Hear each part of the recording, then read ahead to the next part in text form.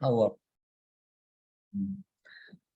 હવે લાસ્ટ ક્લાસમાં આજે કદાચ કોઈ અપડેટ જેવો આવ્યો હતો ફોનમાં એમાં એના માટે એનો ઇફેક્ટ એના પહેલા ઉપર પડ્યો અને પછી રીસ્ટાર્ટ કર્યો તો રીસ્ટાર્ટ કરતા પછી સારું થઈ ગયું એટલે ઘણી વખત આપણા મગજમાં પણ એક રીસ્ટાર્ટ જેવું બટન હોવું જોઈએ કે કઈ બધું હેંગ થઈ જાય ના કોઈ વસ્તુ તો રીસ્ટાર્ટ મારી દઈએ તો બધું 0 થી વ્યવસ્થિત સારું ચાલવા લાગે હોય છે કે ડેવલપ કરવું પડે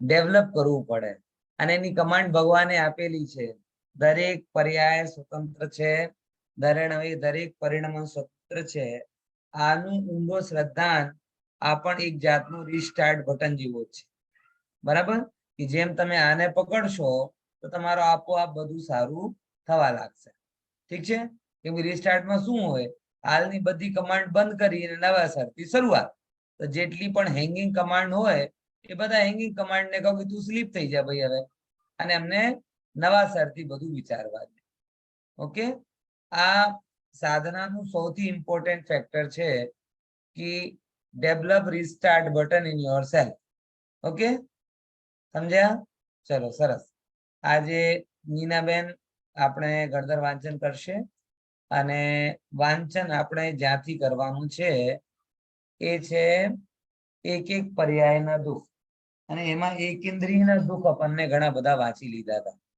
ઓકે હા પ્રતીક હા ના ના રેડી થઈ ગયા તમે ક્લાસમાં જોઈન નથી થયા હજી હા હા હા ઓકે હા સારું મને લાગ્યું કદાચ ક્લાસ રિલેટેડ કોઈ ઇશ્યુ એમને હશે પ્રતીકભાઈ હેલ્પ કરતા હતા મારી એટલા માટે ફોન લીધો હા સારું તો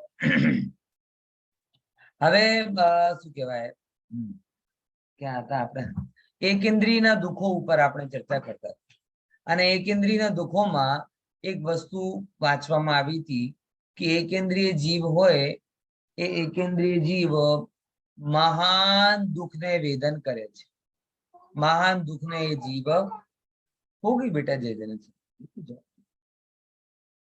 આ બહુ ઉપસર્ગ આવે છે हाँ तो एक इंद्रिय जीव महान उपसर्ग लेकर क्या कहते हैं એમને થાય કે ભાઈ દુઃખ નથી હોતો જ્ઞાન હોય છે તો ક્યાં સુધી આવ્યા હતા ઇતર નિગુણ સુધીમાં આવી ગયા હતા ઓકે એક ઇન્દ્રિય પર્યાયના દુઃખો અને એક ઇન્દ્રિય પર્યાયના દુઃખોમાં કેટલું જ્ઞાન અલ્પ હોય અને પછી અહીંયાથી એક વાત આવે છે કે એક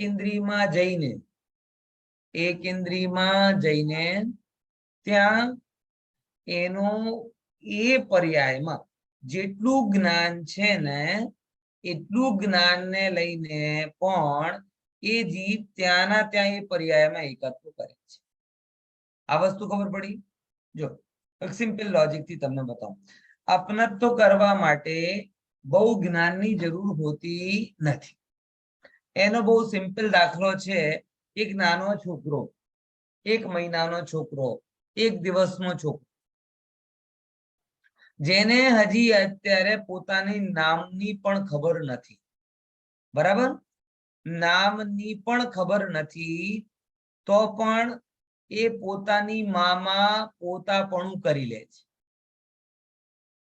કે નથી કરી લે જન્મતા જ એને પોતાના નામની ખબર નથી પણ એને માં કહેવાય એ પણ ખબર નથી પણ અપના તો થઈ જાય એટલે પેરેલલી જ્ઞાન ઓછો છે લેકિન અપનાત્વ વધારે અને એટલું અપનાપણ છે કે જેને નાનો છોકરો હોય ને 2 મિનિટ 3 મિનિટ પણ માં ના દેખાય કલાક અડધો કલાક 1.5 કલાક સુધી માં ના દેખાય તો આકુલ વ્યાકુલ થઈને રડવા માંડે માને ઓછો ઓળખે છે પણ માનો અપનાત્વ વધારે પેરેલલી આપણે મોટા થઈ ગયા ઘરડા થઈ ગયા માને બહુ સારી રીતે ઓળખીએ છીએ પણ અપનાત્વ ઓછો થઈ ગયો થઈ જાય કે નહીં થઈ ગયો એટલો થઈ ગયો ઓછો કે પેલો તો નાનો છોકરો 2 મિનિટ ના દેખાય તો રડવા લાગે ને આપણે મહિનો સુધી વર્ષો સુધી માને જોતા નથી તોય કઈ વાંધો આપણે આવે. એટલે જ્ઞાન માટે અપનત્વ માટે જ્ઞાનની જરૂર નથી એમ કહેવામાં. તો નિગોધિયા જીવને પોતાની પર્યાયમાં અલ્પ જ્ઞાન હોવા છતાં પણ અપનત્વ અનંત ગણું છે. અને એવી જ એના લીધે જ જ્યારે એને કોઈ મારે તો એને એટલું દુઃખ થાય અને પંપાળે તો એટલો સુખ થાય. તમને ખબર છે જેમ તમને કોઈ મારવા આવે ને, મારવા આવે તો તમને કેવું લાગે મને મારવા આવે છે, મને મારવા આવે છે. નિગુતિયા એકેન્દ્રીયને પણ આવું લાગે. હમણાં તો થોડાક પહેલા એક રિસર્ચ પણ થયો હતો અને આ છાપામાં પણ આવ્યું હતું કે પેડને અમુક બહુ ઝીણા શું કહેવાય માઇક્રોફોન થી એમને કનેક્ટ કર્યો અને પછી એ લોકોને R&D કરી તો એ લિટરલી પેડ પણ ચીસો પાડે છે, એટલા દુઃખી થાય છે. એનો નર્વસ સિસ્ટમ પણ કાંપી જાય છે. જેવી રીતે તમને કોઈ ચપ્પુથી મારે, ખંજરથી મારે તો કેવું લાગે છે, એવી રીતે એને પણ થાય છે. હવે અંતર એટલું છે કે આપણી પાસે હાથ છે, પગ છે, મોઢું છે, તો પગને લીધે ભાગીએ છીએ, હાથને લીધે સુરક્ષા કરીએ છીએ, મોઢાને લીધે બબડ કરીએ છીએ. પણ એની પાસે હાથ નથી, પગ નથી, મોઢું નથી, બરાબર? હાથ પગ મોઢા નથી તો પણ એને દુઃખ આટલું નું આટલું જ છે. ખ્યાલમાં આવે છે? અને ભાગી શકતો નથી, સુરક્ષા કરી શકતો નથી અને સાથે સાથ કઈ કહી શકતો પણ નથી, તો એને દુઃખ આટલું નું આટલું જ છે જેટલું આપણે છે. અને બીજા એંગલથી જોવા જઈએ તો કદાચ આપણે પાસે ઓછો દુઃખ હોય, એની પાસે વધારે દુઃખ છે. આપણે ખબર છે એક આપણી ભૂલ થઈ ગઈ કે આપણે જે રિસ્પોન્સ કરીએ ને, આપણે રિસ્પોન્સ થી દુઃખ સમજીએ છીએ. કોઈ રડતો હોય તો બહુ દુઃખી, રડતો ના હોય તો દુઃખી નહીં. ખરેખર એ સાચી વાત છે. એક નાટક વાળો અભિનેતા છે, એ તમને રડતો દેખાય પણ અંદરમાં સહેજ દુઃખી ના હોય. અને એક વ્યક્તિ એવો હોય કે જેને અંદરમાં બહુ જ દુઃખ છે પણ એ જે તે પરિસ્થિતિમાં છે ત્યાં એ રડી શકતો નથી. તો રિસ્પોન્સ એટલે દુઃખ નથી, અને રિસ્પોન્સ નથી એટલે દુઃખ નથી એમ પણ. બરાબર? તો એકેન્દ્રીય જીવ પાસે દુઃખ બહુ છે પણ આપણી જેમ એની પાસે રિસ્પોન્સ કરવાના અંગો નથી. કોમામાં પડેલો જીવ હોય ને, કોમામાં પડેલો, શરદીમાં ગરમીમાં કંઈ પણ થતો હોય પણ શું કરે વિચાર. આ એકેન્દ્રીયની દશા થોડી ઘણી એની જેમ જ છે. પણ એને કંઈ કરી શકતો નથી એનો મતલબ એ નથી કે એને કંઈ તકલીફ નથી થઈ. બરાબર? હા, એટલા માટે તો અમુક ટાઈમે તો સ્ટોડરમલજી સાહેબ પણ કહે છે કે એકેન્દ્રીયના દુઃખ એટલા છે કે પહેલો એકેન્દ્રીય જીવ ભોગવે છે અને સર્વજ્ઞ જાણે છે, એ સિવાય બીજા કોઈને ખબર પડી શકતી નથી. શું કીધું? કેટલા દુઃખો છે? કેટલા દુઃખો છે? પહેલો જીવ ભોગવે છે અને સર્વજ્ઞ ભગવાન જાણે છે, એ સિવાય બીજા કોઈને આ એકેન્દ્રીય જીવના દુઃખોનું ખબર પડી શકતી નથી. અને તોય આપણે રડીએ છીએ કે મારી પાસે બહુ દુઃખ, બહુ દુઃખ, બહુ. અરે ભલા માણસ, અત્યારે સુખમાં છે તું, મરીને નિગોધિયા આદિમાં ગયો ત્યારે દુઃખની કોને પાસે શિકાયત કરીને જશે? અને મરીને પાછું નિગોધિયા થશે. એક શ્વાસ में 8-10 बार जन्म मरण, हर पर्यायમાં દુઃખની શિકાયત કરશે તો કઈ દુઃખથી મુક્તિ નહીં મળે. એટલા માટે તો આપણે ત્યાં કહેવામાં આવે કે દુઃખોથી બચવા માટે આત્મઘાતનો વિચાર ન કરવું જોઈએ, આત્મ સાધનાનો વિચાર કરવો. કેમ કે આત્મઘાતથી કોઈને દુઃખ બચ્યા નથી. એક ઇન્દ્રિયમાં જાય, બે ઇન્દ્રિયમાં જાય, 3 ઇન્દ્રિયમાં જાય, ત્રિયંચમાં જાય, કેટલા દુઃખ. બરાબર ખ્યાલમાં આવે છે કે નહીં? સમજ્યા? એટલે આ જ પર્યાયમાં જેવી પરિસ્થિતિ છે એ પરિસ્થિતિમાં ભેદ જ્ઞાનના બલથી દુઃખ જેટલા કર્ણોદય જેટલો ક્ષીણ થાય એવો આપણે પ્રયાસ કરવું જોઈએ. ઠીક છે? હવે અહીંથી વાંચો કશાય બહુ હોય જો અહીંયા દેખો ચલો અહીંયા પ્રશ્ન થી લઈ જાય અહીંયા કોઈ કહે કે વાંચન કોણ કરશે અહીંયાથી વાંચવાનું છે જ્ઞાન તો કિંગ પ્રશ્ન છે ને ત્યાંથી વાંચવાનું છે કોણ વાંચન કરશે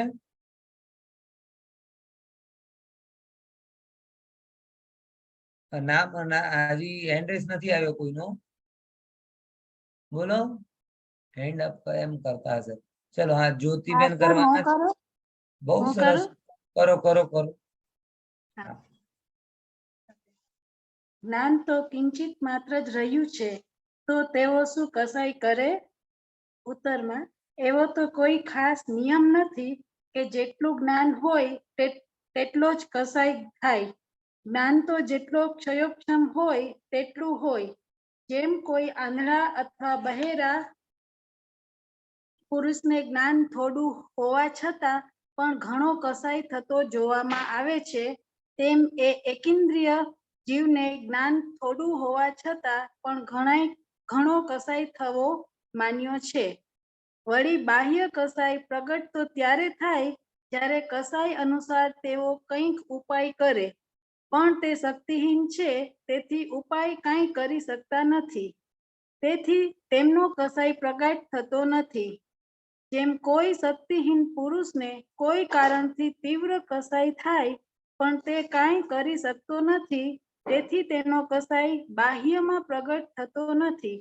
તેથી તે જ મહા દુઃખી થાય છે તેમ એકેન્દ્રિય જીવ શક્તિહીન છે તેમને કોઈ કારણથી કસાઈ થાય છે પણ તેઓ કાંઈ કરી શકતા નથી તેથી તેમનો કસાઈ બહાર પ્રગટ થતો નથી માત્ર પોતે જ દુઃખી થઈ રહ્યા છે વળી એમ જાણવું કે જ્યાં કસાઈ ઘણો હોય અને શક્તિ અલ્પ હોય ત્યાં ઘણો જ દુઃખ થાય છે જેમ જેમ કસાઈ ઘટતો જાય અને શક્તિ વધતી જાય તેમ તેમ દુઃખ પણ ઘટતું જાય છે એકેન્દ્રિય જીવોને કસાઈ ઘણો છે અને શક્તિ ઘણી અલ્પ છે તેથી તેઓ મહા દુઃખી છે તેમના દુઃખ તો એ જ ભોગવે એને શ્રી કેવલી ભગવાન જ જાણે જેમ સન્નિપાતનો રોગી જ્ઞાન ઘટી જવાથી તથા બાહ્ય શક્તિહીન હોવાથી પોતાનું દુઃખ પ્રગટ કરી શકતો નથી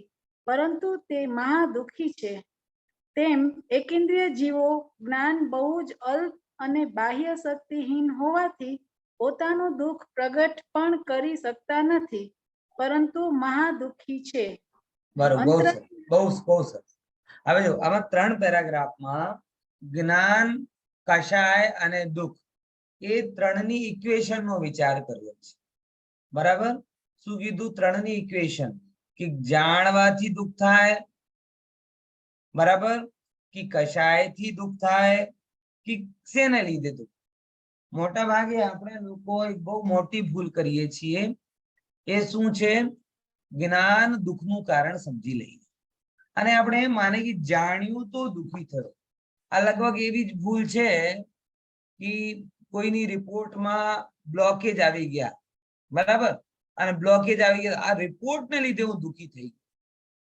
ભાઈ કોઈ રિપોર્ટ તારા બ્લોકેજને બતાવે જ તને કઈ દુઃખી કરતી એમ જ્ઞાન તને કોઈ દુઃખી કરતો નથી પોતાના મોહને લીધે દુઃખી થાય તો કોઈ એમ માને પહેલી નંબરની ઇક્વેશન કે જ્ઞાન હોય એટલું જ કશાય કરે એવો નથી કેમ કે જગતમાં આવું જોવામાં આવ્યું છે એનો દાખલો આપ્યો કે આંધળા પુરુષ હોય બહેરો પુરુષ હોય એને કમ્પેરેટિવલી જ્ઞાન આપણા કરતા ઓછો કે નહીં તોય તમે જો કદાચ એકાદ અપંગ જેવા વ્યક્તિ હોય ને એમને જ્યારે ગુસ્સો આવે તો ભયંકર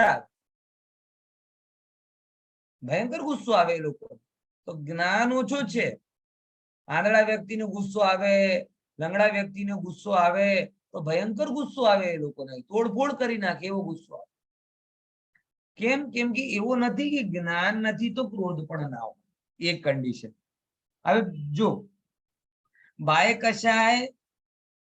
કશાય થાય ત્યારે આપણે શું થાય તમે ક્યારે જોજો જેમ આપણે ગુસ્સો આવતો હોય ને કોઈ જેમ કહેવાય ને ઓફિસમાં ગુસ્સો કર્યો હોય બોસ બરાબર બોસ આપણા ઉપર ગુસ્સો કરતો તો ત્યારે આપણે કઈ નહીં કરીએ તો આપણે ઘરમાં આવીને વાઈફ ઉપર ગુસ્સો કરીશું, છોકરાઓ ઉપર ગુસ્સો કરીશું, છોકરા એમના ત્યાં કોઈના ઉપર ગુસ્સો કરશે, કોઈ બીજા, એટલે આપણે કઈ ગુસ્સો ઉપર ગુસ્સો કરીએ અને ગુસ્સો ઉપર ગુસ્સો કરીને આપણે એ કશાયને વ્યક્ત કરીએ છીએ, બરાબર.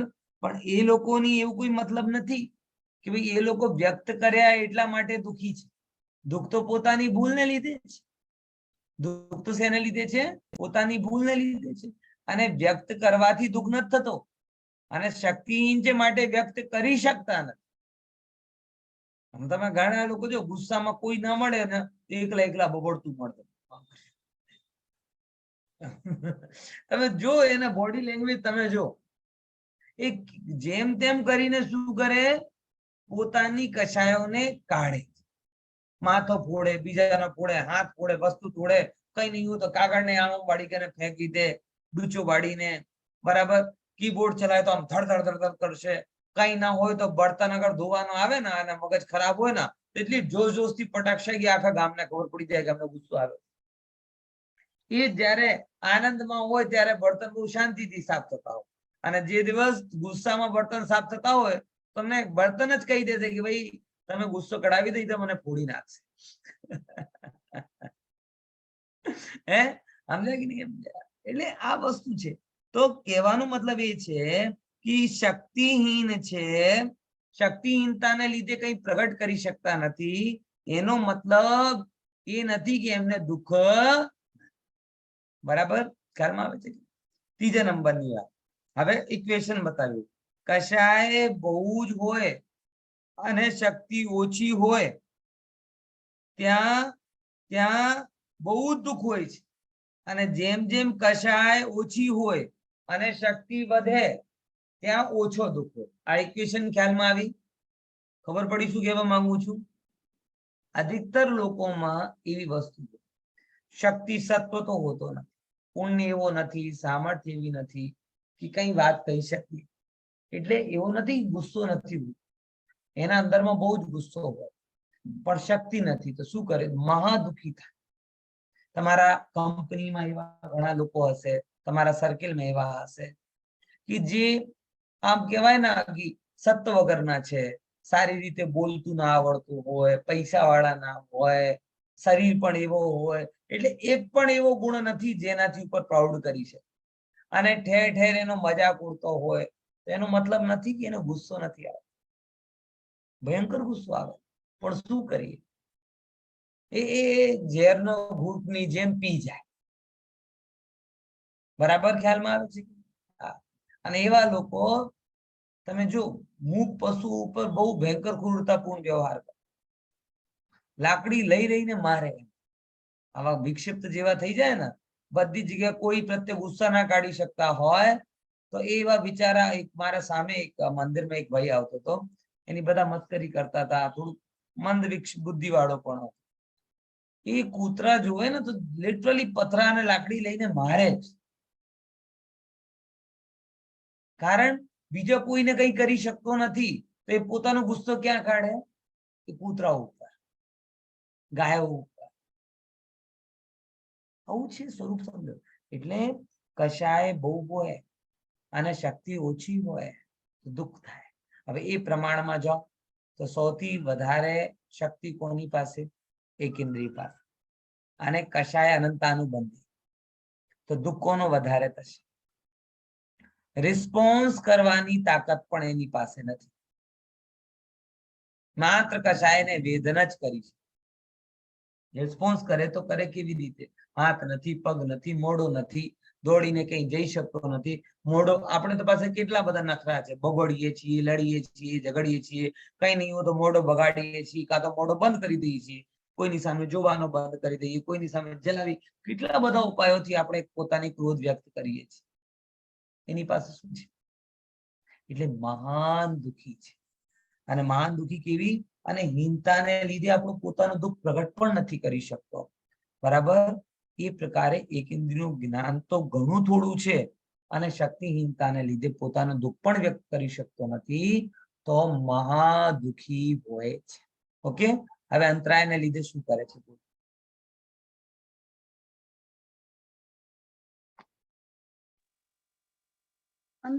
અંતરાયના તીવ્ર ઉદયથી ઘણી ચાહના છતાં પણ ઈચ્છા અનુસાર થતું નથી, માટે પણ તેઓ દુઃખી જ થાય છે. અઘાતી કર્મોમાં મુખ્યપણે તેમને પાપ પ્રકૃતિઓનો ઉદય છે. અસાતા વેદન્યનો ઉદય થતા તેના નિમિત્તથી તેઓ મહા દુઃખી હોય છે. વનસ્પતિ પવનથી તૂટી જાય છે, શીત ઉષ્ણતાથી અને જળ ન મળવાથી સુકાઈ જાય છે, અગ્નિથી બળી જાય છે, કોઈ છેદે છે, ભેદે છે, મસળે છે, ખાય છે, તોડે છે ઇત્યાદિ અવસ્થા થાય છે. એ જ પ્રમાણે યથાસંભવ પૃથ્વીકાય આદિમાં પણ અવસ્થા થાય છે. એ અવસ્થાઓ હોવાથી એ એકેન્દ્રિય જીવો મહા દુઃખી થાય છે.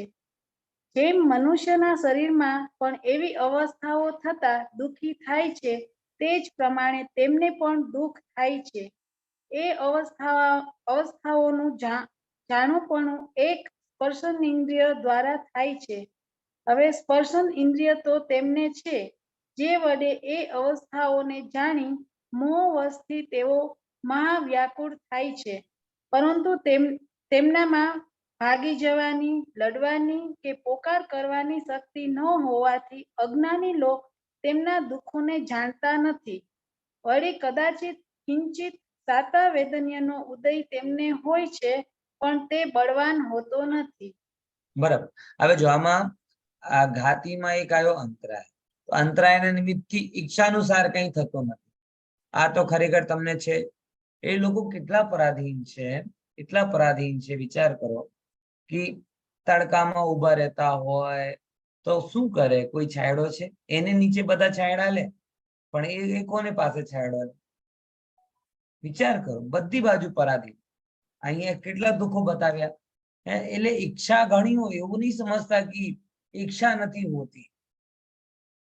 ભલે એ એટલી જ્ઞાનનો ચોકસામ આટલું છે કે એ કઈ કહી ના શકે, પણ ઈચ્છા તો હોય ને. આટલો સમજો ને કે જેમ કે કોઈ સૂતો હોય ને, સૂતો હોય બરાબર. આપણે ઘણા આપણા છોકરાઓ, નાના છોકરાઓ હોય ને, હવે ઊંઘ એટલી ઘેરી આવેલ છે કે આમ પવન ચાલતી હોય, ઠંડ લાગે, પણ ઊંઘને લીધે શું કઈ ઉડતા નથી. એવું ઘણી વખત થાય ને. મારા બાબે છોકરાઓ છે, આખી રાતમાં ઘણી વાર એવું થાય છે કે ઊંઘ એટલી પાકી છે કે ઊંઘ ખુલતી નથી, અને મને ઉડવું છે એવું યાદ આવતો નથી, પણ ઠંડનો દુઃખ લાગે છે. બરાબર. એને તમે સેજ કંબલ ઉડાડી દો, ચાદર ઉડાડી દો, કેટલું આમ કમ્ફર્ટેબલ ફીલ કરવા લાગે. એટલે જ્યારે કઈ કહેતા નથી, કરતા નથી, તો પણ અંદરમાં ઈચ્છા તો પડેલી હોય કે કોઈ મને શું કરે? ઉડાડી દે. હોય છે કે નથી હોતો? આપણી સુવામાં જળ જેવી હાલત નથી થઈ જતી? એવું જ બિચારાને ભલે કઈ કહી શકતા નથી, એક્સપ્રેસ નથી કરી શકતા, પણ ઈચ્છા તો એમના અંદરમાં પણ ઘણી હોય. ખ્યાલમાં આવે? હવે બીજા બધા એટલા માટે પણ કઈ થતું ધાર્યા પ્રમાણે તો થતું નથી, એટલા માટે દુઃખી થાય. પછી અઘાતીનો પાપ પ્રકૃતિનો જ ઉદય વધારે છે. હવે અસાતાના ઉદયથી શું થાય? પવનથી તૂટી જાય. બારિશ થાય અમદાવાદમાં, બીજા દિવસ છાપામાં આવી જાય કે 100 ઝાડ રોડ ઉપર પડ્યા. બરાબર. આવે છે કે નહીં પ્રતિક? તાવતે આવ્યો તો હજારોની સંખ્યામાં ઝાડ તૂટી ગયા. કોઈ પણ વાધા. પછી જંગલમાં આગ લાગે તો શું થાય? બધા હવે કોણ બચાવવા આવવાનું છે? પાણી ના મળે તો સુખી જાય. વિચાર કરો, એક વૃક્ષ તમારા ઘરમાં ગાર્ડનિંગમાં લગાડ્યો હોય, તમે 10 દિવસ માટે બહાર જાઓ, આવીને જો તો 10 માંથી 6 વૃક્ષ સુકી જાય છે. જીવ જતો રહે એ લોકો. અગ્નિથી જલ જાય, તૂટી જાય, આમ બધું અવસ્થા હોય, પણ કોણ કરે એનો ઉપાય? બરાબર. હવે જેવી રીતે આપણે દુઃખ થાય છે, એ તો આજે જેસી બોઝ વગેરે લોકોએ થોડી રિસર્ચ કરીને વનસ્પતિમાં જીવ છે આવું સિદ્ધ કરી દીધું. લેકિન 100 વર્ષ પહેલા તો એ બધા વૈજ્ઞાનિકો એમાં જીવ માનવા જ તૈયાર નહોતા. બોલો સાચી વાત? હવે જીવ જ નથી તો પછી તો જે કરવું એ કરો, કેમ કે એ તો જીવ જ નથી. પોઈન્ટ ખ્યાલમાં આવે છે કે નહીં? હા. તો એ વસ્તુ અહીંયા કહે છે કે એ તો હમણાં લોકો એને જીવ માનવા માટે તૈયાર થયા.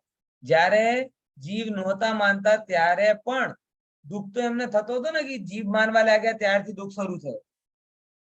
હે એવી જ રીતે અત્યારે ચીસો પાડે છે, રડે છે, આનંદિત થાય છે, એ અત્યારે ઓછા માને છે. ઘણા લોકો માનવા લાગ્યા છે, ઘણા નથી માનતા. પણ એનો એ મતલબ નથી કે એમાં કઈ દુઃખ, બરાબર. જેવી રીતે મનુષ્યમાં હોય એવી રીતે. પણ પ્રોબ્લેમ શું છે કે મનુષ્યમાં થોડી તાકાત છે. તાકાતને લીધે બોલે, ચાલે, રડે, હસે, બોલે, કંઈ પણ કરે. અને બીજી બાજુ એ લોકો વિચારમાં કઈ છે નહીં, એટલા માટે કઈ કરતા આપણે દેખાતા, બરાબર. તો એ પ્રમાણે અહીંયા એનો દુઃખ છે. તો મોટા ભાગે તો અસાતાનો ઉદય છે. કદાચ કોઈ સાતાનો ઉદય હોય, કદાચ કોઈ એવો ઝાડ હોય કે જેનો માલિક પ્રકૃતિ પ્રેમી હોય, પછી એની પાસે ગાર્ડનર હોય, અને પછી એને સમજ હોય કે ક્યારે પાણી નાખવું છે, ક્યારે છાંયડો કરવું છે, ક્યારે તડકાનું, આ બંને વસ્તુ હોવી જોઈએ ને. તો એવા વૃક્ષ જેનો પુણ્યનો ઉદય હોય એ એવા ઘરે જાય. જેમ કે મનુષ્યમાં ના હોય, જેનો પુણ્યનો ઉદય હોય તો એવા ઘરમાં જાય કે જ્યાં સાચવવા વાળા મળે. અને પાપનો ઉદય હોય તો એવી જગ્યા જાય, જેમ કે છાપામાં આવે ઘણી વખત, નવજાત બાલકી હતી, એને એને એને દાટી દીધું કે કાંટામાં નાખી દીધું કે જન્મતા જ મારી નાખ્યું, આવું. તો અમુક અમુક એવા વૃક્ષો હોય જેને થોડુંક પુણ્યનો ઉદય હોય, તો કોની જગ્યા જાય? કોઈના ગાર્ડનમાં લાગે. પછી ગાર્ડન પણ કોનો હોય? જે થોડો નેચરલ લવર હોય. પછી એને એની પાસે કોઈ કોઈ નોલેજ હોય. એ જાતે તો કહેવા આવતા નથી, તો કેવો હોય એનો નોલેજ? કે સમજી શકે કે ક્યારે પાણી જોઈએ, ક્યારે ઔષધ જોઈએ, ક્યારે છાંયડો જોઈએ, ક્યારે તડકો જોઈએ. આ બધું એ સમજી શકે. કેમ કે જ્યારે જેનો પુણ્યનો ઉદય હોય એવા વનસ્પતિ, એવા ગાર્ડનરના કે માલીના ત્યાં, માલિકના ત્યાં ઉત્પન્ન થાય.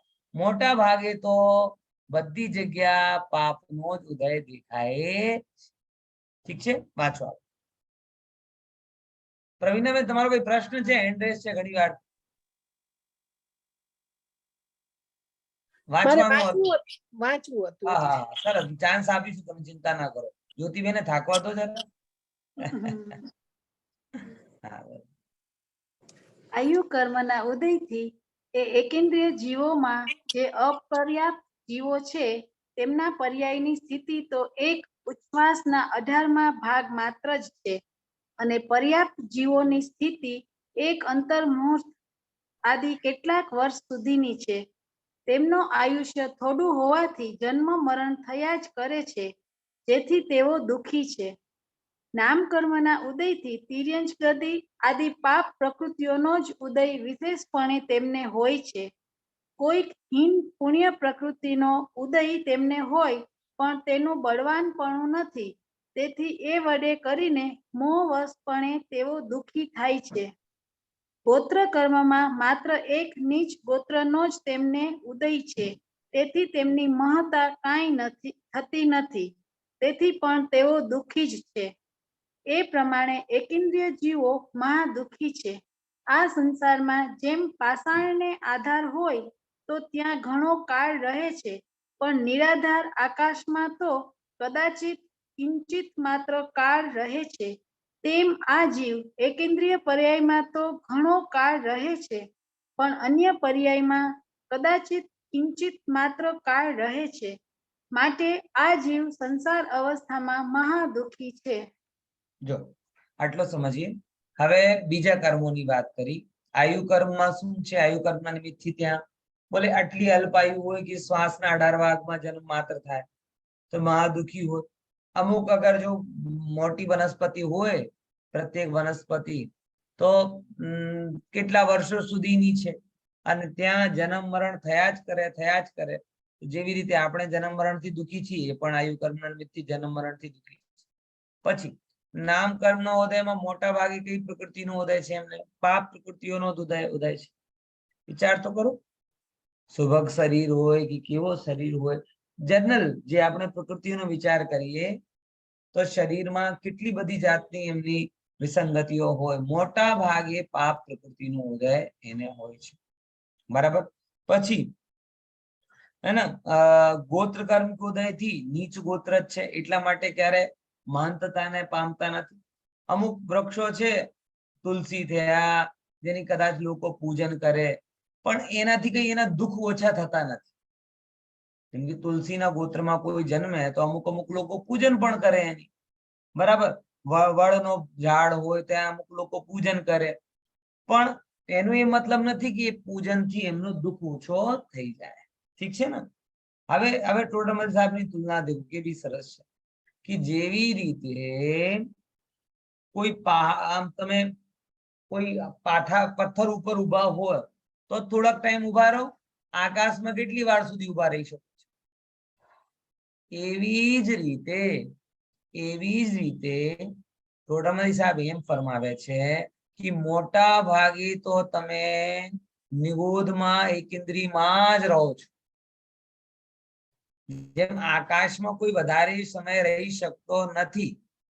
પથ્થર હોય ને પથ્થર, તમે એને જોરદાર પાવર સાથે આકાશમાં થ્રો કરો, કેટલી વાર સુધી આકાશમાં રહેશે? હે બોલો પ્રવીણાબેન? જેટલું તમારો ફોર્સ, પછી આપોઆપ નીચે આવી જશે. એમ જ છે કે તમે તમારા સત્કર્મના ફોર્સથી નિગોધથી નીકળીને ત્રસ પર્યાયમાં ફેંકાયા છો. આ લાઈન ખબર પડે છે? એટલે સત્કર્મના જોરથી તમે ફેંકાયા છો અને પાછું એ ફોર્સ પતી જવાનો છે તો પાછું ક્યાં જવાનું છે? નિગોધમાં. એટલે મોટા ભાગે ટાઈમ તમે ત્યાં જ પસાર કરો. પથ્થર હોય પથ્થર, મોટા ભાગે તો ટાઈમ જમીનમાં જ પસાર કરે. કદાચ કોઈ છોકરો ઉપર ફેંકે, એમ આપણે કર્મના જોરથી ઉપર ફેંકાયા થોડું ઘણું, પણ છેવટે શું થવાનું કે છેવટે તો આપણે બધા એવી રીતે દુઃખી જ થઈશું એકેન્દ્રીયમાં. એ પ્રમાણે અહીંયા એમ સિદ્ધ કર્યો કે સંસારમાં બહુ જ, ઠીક છે? વાંચો, આગળ વાંચો. હવે બે ઇન્દ્રિયના કયા કયા દુઃખ છે આખો વાંચો. વિકેન્દ્રિય તથા અસંગની પંચેન્દ્રિય પર્યાયના દુઃખ. વળી બેઇન્દ્રિય, તેઇન્દ્રિય, ચોરીન્દ્રિય અને અસંગની પંચેન્દ્રિય પર્યાયોને જીવ ધારણ કરે છે. ત્યાં પણ એકેન્દ્રિય પર્યાય જેવા જ દુઃખ હોય છે. વિશેષમાં એટલું કે અહીં કર્મપૂર્વક એક ઇન્દ્રિયજનિત જ્ઞાન દર્શનની વા કંઈક શક્તિની અધિકતા થઈ છે તથા બોલવા ચાલવાની શક્તિ પણ પ્રાપ્ત થઈ છે. તેમાં પણ જે અપર્યાપ્ત છે વા પર્યાપ્ત છતાં પણ હીન શક્તિના ધારક નાના જીવો છે તેમની શક્તિ તો પ્રગટ થતી નથી, પણ કેટલાક પર્યાપ્ત અને ઘણી શક્તિના ધારક મોટા જીવો છે તેમની શક્તિ પ્રગટ હોય છે. તેથી તે જીવો વિષયોની પ્રાપ્ત કરવાનો તથા દુઃખ દૂર કરવાનો ઉપાય કરે છે. ક્રોધાદિકથી કાપવું, મારવું, લડવું, છળ કરવો, અનાદિકનો સંગ્રહ કરવો, ભાગી જવું, દુઃખથી તડફડાટ કરવો અને પોકાર કરવો ઇત્યાદિ કાર્ય તેઓ કરે છે.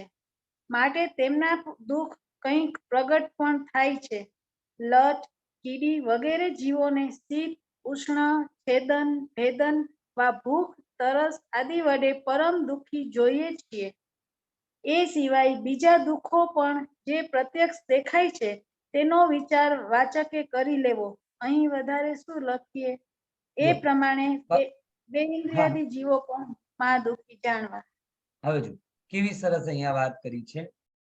ઓબ્ઝર્વેશન જો કે બે ઇન્દ્રિય એટલે વિકલ કોને કહેવાય ને સકલ કોને કહેવાય? કલ એટલે કહેવાય શરીર, અને જેનો શરીર પૂરો નથી તે શું કહેવાય? વિકલ. કલ એટલે શું કહેવાય? શરીર, અને જેનો શરીર પૂરો નથી એ કોણ કહેવાય? વિકલ. એટલે સંઘની પંચેન્દ્રિય દશા તમારી થઈ ત્યારે એમ કહેવાય કે તમારો શરીર પૂરો થઈ ગયો, બરાબર. અને જ્યારે સંઘની પંચેન્દ્રિય દશા નથી થઈ, બરાબર ને, તો તમારે શું કહેવાય કે શરીર કેવો છે? અધૂરું છે. એટલે બે ઇન્દ્રિયથી લઈને અસંગની પંચેન્દ્રિયના જીવો કેવા કહેવાય છે? વિકલેન્દ્રિય ત્રસ કહેવાય છે, બરાબર.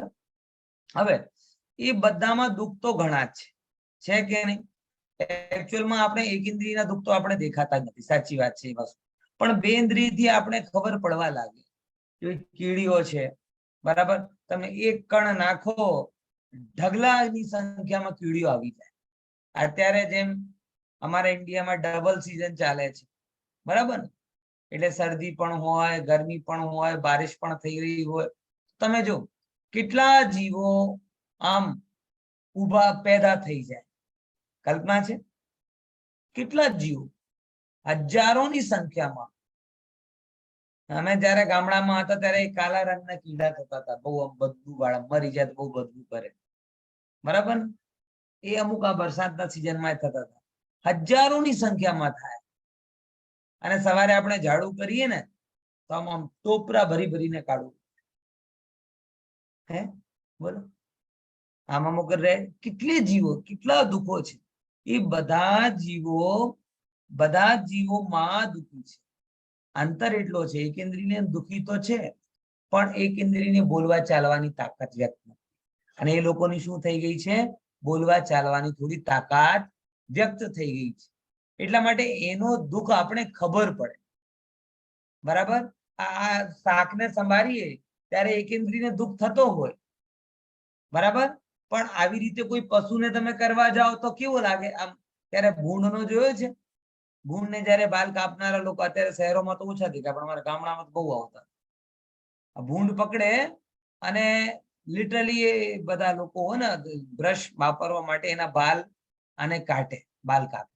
તો એટલી જોશ થી બૂમ પાડે કે આખા ગામમાં ખબર પડી જાય કે આવું થઈ રહ્યું. બરાબર ખ્યાલમાં આવે? તો જેવી રીતે તમે શાકને સંભાળો છો તો પણ દુઃખ તો થાય, પણ પેલા ભૂંડ પાસે તાકાત છે તો કે છે મને બહુ દુઃખ છે, મને બહુ દુઃખ છે. દુઃખ ઓછો નથી, દુઃખ બંનેમાં બરાબર છે. પેલા વધારે રિસ્પોન્સ કરે, આ રિસ્પોન્સ કરે. શ્રીમદજીને આ એકેન્દ્રિયના દુઃખની પણ અનુમાન હતો. એટલા માટે તેમ કહેવાય છે કે એ શાક સંભાળતા, માએ કીધું કે બેટા શાક સંભાળ, તો એ શાક સંભાળતા હતા અને આંખોથી આંસુ ઝરતા. વિચાર કરો કે હું સંભાળતા સંભાળતા પણ આ જીવોનો ઘાત કર્યો. આવી કરુણા હતી નાનામાં નાના જીવ. બરાબર ખ્યાલમાં આવે? અને હવે તો લોકો એવા જડ થઈ ગયા, વિચાર કરો કે રોજ છાપામાં 150 લોકોના મરણની વાતો સાંભળે. દારૂ પીને એટલા મરી ગયા ને, એક્સિડન્ટમાં એટલા મરી ગયા ને, આટલા ને બોમ્બ વિસ્ફોટ થઈ ગયો ને, આમ થઈ ગયું ને, તેમ થઈ ગયો. 50 વાતે સાંભળી લે છે અને એના મગજ ઉપર કઈ અસર જ થતો, ઢોળાઈ ગયા એમ કેવાય ને, સાંભળી. ખ્યાલમાં આવે છે કે તો જો ભાઈ, રિસ્પોન્સ કરવાથી દુઃખ વ્યક્ત થાય છે. રિસ્પોન્સ દુઃખની એક્ઝિસ્ટન્સને બતાવતો નથી. જે લોકો રિસ્પોન્સ નથી કરતા અથવા ઓછા કરે છે એ લોકો પણ મહા દુઃખી. અહીંયા એ જ વસ્તુ કીધી છે કે જે લોકો શક્તિવાન છે એ પોતાના દુઃખને વ્યક્ત કરે, અને જે લોકોની શક્તિહીન છે એની શક્તિ વ્યક્ત થતી નથી વ્યક્ત કરવાની. પણ એનો મતલબ એ નથી કે એ લોકો દુઃખી નથી. બરાબર ખ્યાલમાં આવે? સમજાય કે તમે આમ બીજાને જો તો ખરા. હું તો ઘણી વખત આમ જોઉં ને કે મચ્છર હોય ને તો રેકેટ આવે, ઇલેક્ટ્રિક રેકેટ આવે અને આમ ફટ કરી દે. ઓહ 2 મિનિટમાં બધા ખલાસ થઈ. સ્લોટર હાઉસ ચલાવી દીધું. હવે લોકો એમ કહે કે ભાઈ એ જો અમે એમને નહીં મારીશું તો એમને મારી નાખશે, આવું વિચાર કરે.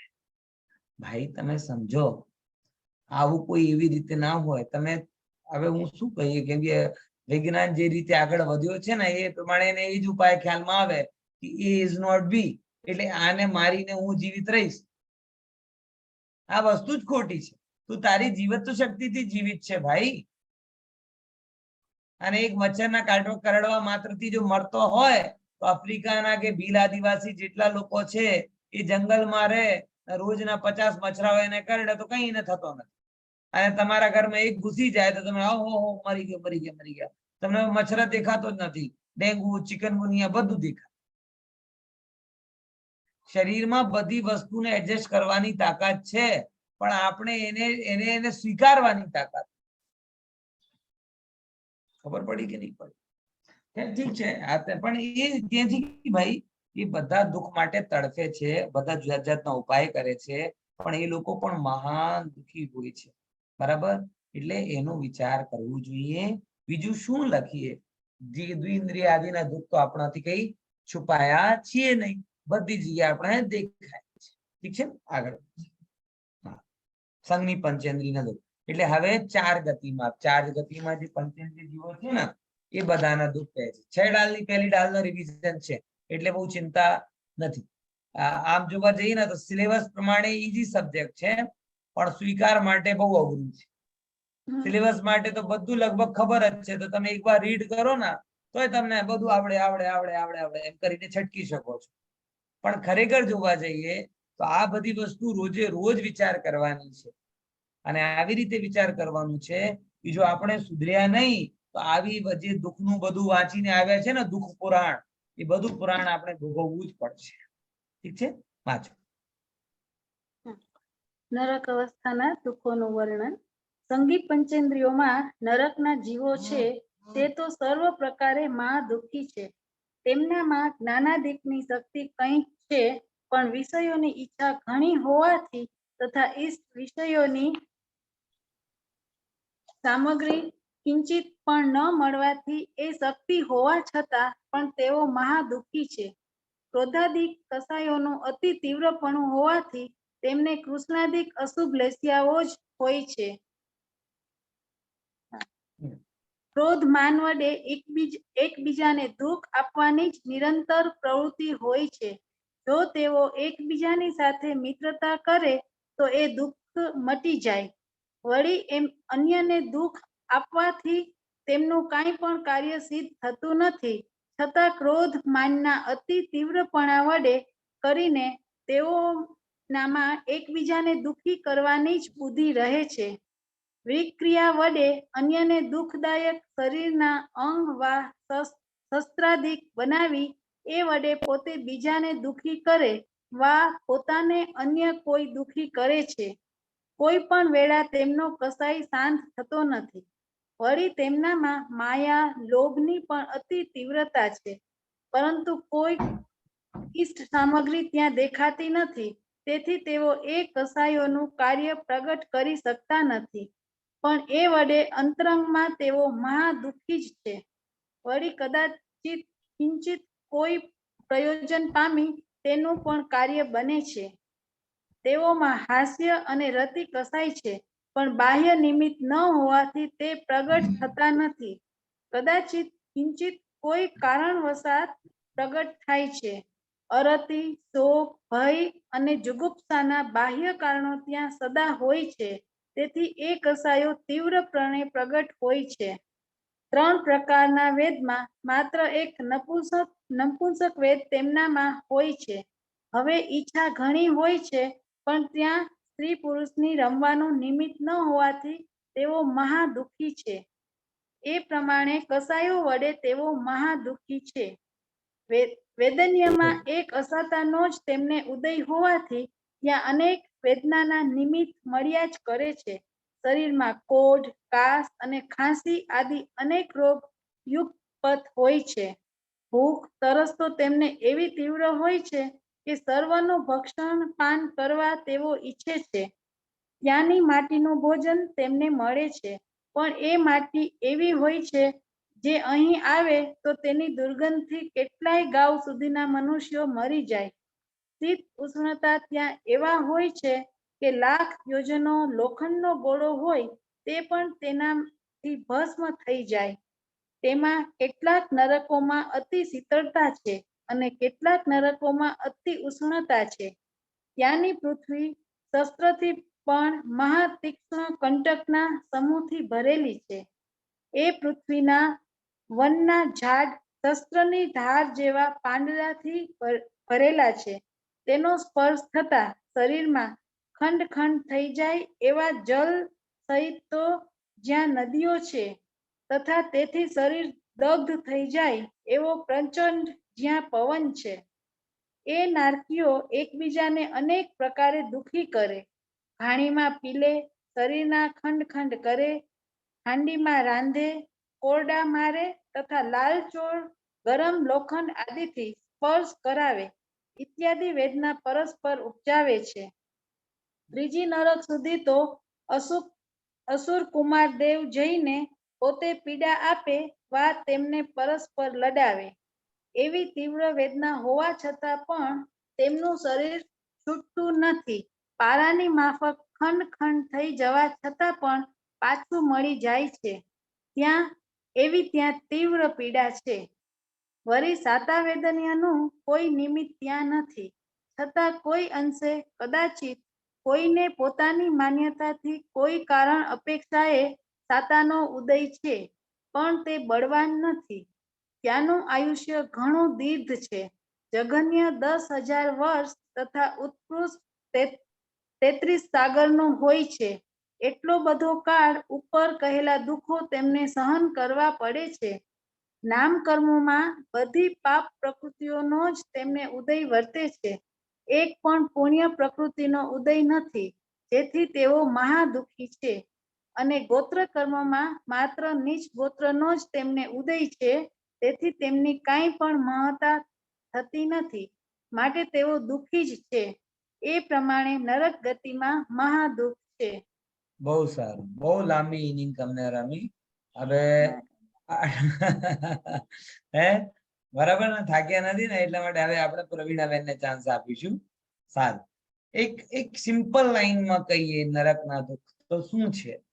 નરક શબ્દ જ કહે છે નારત, કે જ્યાં જીવ એક સેકન્ડ માટે એક પણ કારણથી રતિ એટલે હાસ, કમ્ફર્ટ, આનંદ, સુખ જેવો કંઈ ફીલ પણ કરતો નથી, એવી જગ્યાનું નામ છે. બરાબર? એટલે તમે વિચાર કરો તો પણ તમને આશ્ચર્ય થશે કે કેવો સ્વરૂપ હશે. આજે આપણે એક દિન એવો હોય કે તમે 24 કલાક કામ કામ કામ હોય, ઝઘડા ફસાદ ચાલતા હોય, બરાબર, મારપીટ ચાલતી, તમે 5 મિનિટ એને બેર કરી શકતા નથી. વિચાર કરો, 5 મિનિટ, 10 મિનિટ, 15 મિનિટ આવું થઈ જાય તો એમ લાગે કે છોડીને ક્યાંક જતા રહીએ, આમ કરી દઈએ ને તેમ કરી દઈએ. કેટલું બધું થાય, ઈમાનદારીથી વિચારો. અને નરક પછી કેવા કે જ્યાં એક એક 8 કર્મોમાં અહીંયા બતાવ્યું છે, 8 કર્મોના પ્રબલ પાપનો ઉદય ત્યાં હોય છે. અને ત્યાં જીવ 1 વર્ષ નહીં, 2 વર્ષ નહીં, 3 વર્ષ નહીં, 10 વર્ષ નહીં, 20 વર્ષ નહીં, 1000 લાખ કરોડ વર્ષ પણ નહીં, સાગરો સાગરો કાઢે. એટલા માટે ભાઈ, સંસારમાં છું ને તો દુઃખથી બચવાનો ઉપાય ના કરો. સંસારમાં દુઃખથી બચી શકતા જ નથી, કેમ કે 4 ગતિ દુઃખથી ભરેલી છે. તમે સંસારના અભાવનો ઉપાય કરો, સંસારમાં દુઃખના અભાવનો ઉપાય ના કરો, કેમ કે આ પોસિબલ જ નથી. 4 ગતિના તમે દુઃખ જોશો ને તો ખબર પડશે કે પોસિબલ, આપણે હજી સમજ્યા જ નથી સંસારને. હજી આપણે સંસારને સમજ્યા જ નથી. આટલું જ આપણે સમજીએ છીએ. અહીંયા દુઃખ છે, કોઈ બીજી જગ્યા જઈશું, આ જગ્યા, ઘરમાં દુઃખ લાગે તો ફરવા જાય, ફરતા ફરતા દુઃખ લાગે તો ઘરમાં આવે, સુતા સુતા દુઃખ લાગે તો કામ ઉપર જાય, કામ કરતા કરતા થાકી જાય તો સુઈ જાય, કોઈ જોડે ઝઘડા કરે, કોઈ જોડે રાગ કરે, કોઈ જોડે દ્વેષ કરે. આવી રીતે દુઃખોથી બચવાનો પ્રયાસ કરે. ભલા માણસ, દુઃખોનો નાશ કરવાનો ઉપાય કર. અને દુઃખોનો નાશ એટલે સંસારનો નાશ. બરાબર? ખ્યાલમાં આવે છે કે એક આપણે વસ્તુ વિચારીને ચાલુ રહી. એ નરક ગતિના દુઃખ આપણે 2 મિનિટ પછી ચર્ચામાં લઈશું. એટલે એક વસ્તુ કેવી માઇનર એમને બતાવી છે, વિચારવા જેવી છે, બીવા માટે નહીં, સમજવા માટે. જો હું તમને બધાને આ બધા અધ્યાયને જોઈને તમે દુઃખી થઈ જાઓ એ માટે નહીં. જૈન ધર્મ કોઈને બીવડાવવા માટે કઈ કામ કરતો જ. જૈન ધર્મનો તો સ્વરૂપ બતાવે છે કે જો તમે આવું નહીં કરશો તો આવું થવાનું જ છે, આવું કરશો તો આવું નહીં જ થશે. હું કોઈ બીવડાવવા માટે કહેતો નથી. ડોક્ટર કોઈ વાત કહે ને તો તમે ડોક્ટર આવી વાત ના કરો, તમે ખાવા પીવાની વાત ના કરો, અમને બીક લાગે, આમ થાય. તો ડોક્ટર કહે કે ભાઈ હું તમને કઈ બીવડાવવા માટે કહેતો નથી, પણ ફેક્ટ છે. તમે ખાવા પીવામાં વિચાર નહીં કરશો તો તમે આગળ ખાઈ પી શકશો નહીં. અને તમે વ્યવસ્થિત ખાવું પીવું હોય તો અત્યારથી વિચાર કરવાનો શરૂ કરી દો. ખ્યાલમાં આવે? એ જ અહીંયા જીનવાણી તમને બીવડાવવા નથી માંગતી. હું પણ જયારે નરક ગતિના દુઃખ સાંભળું તો અંદરથી હલી જાઉં. પણ મુદ્દા એ છે કે નરક થી બચીને જશે ક્યાં જશે? ત્રેંચમાં તો ત્યાં ભેગા ભેગા દુખાવા. ત્રેંચ થી બચીને ક્યાં જશે? મનુષ્યમાં, ત્યાંય દુખાવા. ત્યાંથી બચીને ક્યાં જશે? દેવગતિમાં, ત્યાંય દુખાવાના.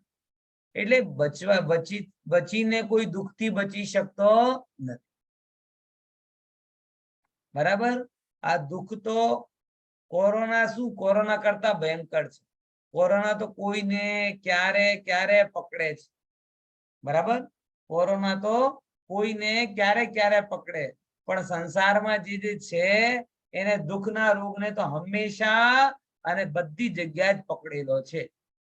એટલે તમે આવું વિચાર ના કરો કે અહીંયાથી છટકીને બીજી જગ્યાએ જાઉં, બીજી જગ્યાથી છટકીને ત્રીજી જગ્યાએ જાઉં. જ્યાં જશે પોતાના વિભાવોને લીધે દુઃખી જ થશે. માટે સંસારના અભાવ માટે આ બધી વસ્તુ સમજવાની. ખ્યાલમાં આવે? બાકી આપણે નરકમાં જઈશું તોય ચિંતા નથી. આપણે ઘણા ઓળખીતા ત્યાં મળવાના છે, તો તમને અજાણ્યો તો લાગશે જ નહીં. બરાબર?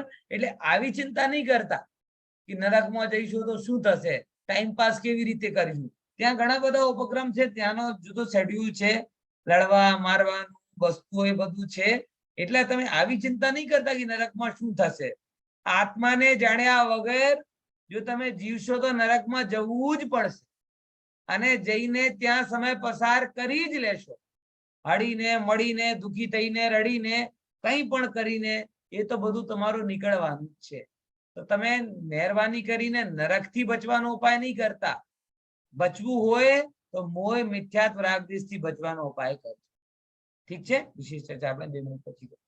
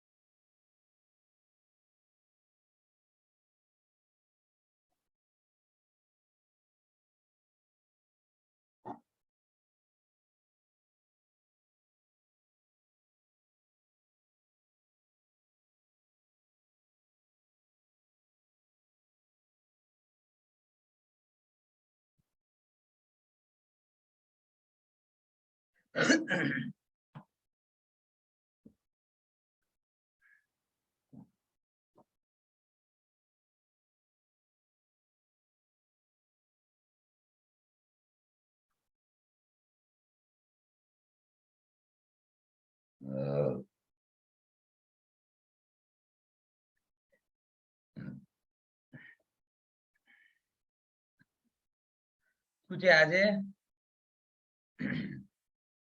બરાબર બધા લોકો છે ને? તબિયત પાણી બધાની ઓલરાઈટ? ઓકે, ચલો સારું. હવે આપણે એને દુઃખની જે પોઈન્ટ ટુ પોઈન્ટ અહીંયા ચર્ચા કરી હતી ને એના ઉપર આપણે આ આવીએ. કોઈને કઈ ક્વેરી તો નહીં જ હશે, સ્વાભાવિક છે. વિષય આમ સહેલો છે, વિષય આમ સહેલો છે, પણ આમ શું કહેવાય કે જેમ કહેવાય ને કે અલાર્મ બહુ રૂટીન વસ્તુ છે. ઘરમાં તમારે અલાર્મ વાગતું હોય ને, બહુ રૂટીન વસ્તુ છે, કોઈ નવો અલાર્મ નથી આવતો. પણ એ જ રૂટીન અલાર્મની આવાજ સાંભળીને રોજ સમયથી પહેલા ઉઠવું એ રોજ અઘરું પડે છે કે નથી પડતું? રોજ 5:30 અલાર્મ વાગે, રૂટીન છે, તો રોજ એ સમજવું અને ઉઠવું એ અઘરું. એમ આ જ વસ્તુ છે. આમાં નવાઈ નથી, પણ એને સ્વીકારવો. બરાબર? આમાં એકેન્દ્રિય જીવમાં પર્યાપ્ત ના અપર્યાપ્ત ના એક્ઝામ્પલ કોઈ? જો જેટલા બધા નિગુરિયા છે બધા અપર્યાપ્ત છે.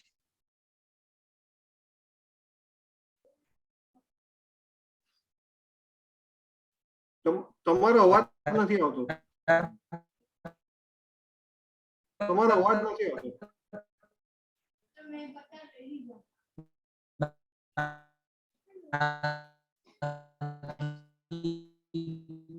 પેડ પૌધા છે, પૃથ્વી છે, એ બધા પર્યાપ્ત છે. સેંકડો સેંકડો વર્ષો સુધી જીવતા હોય.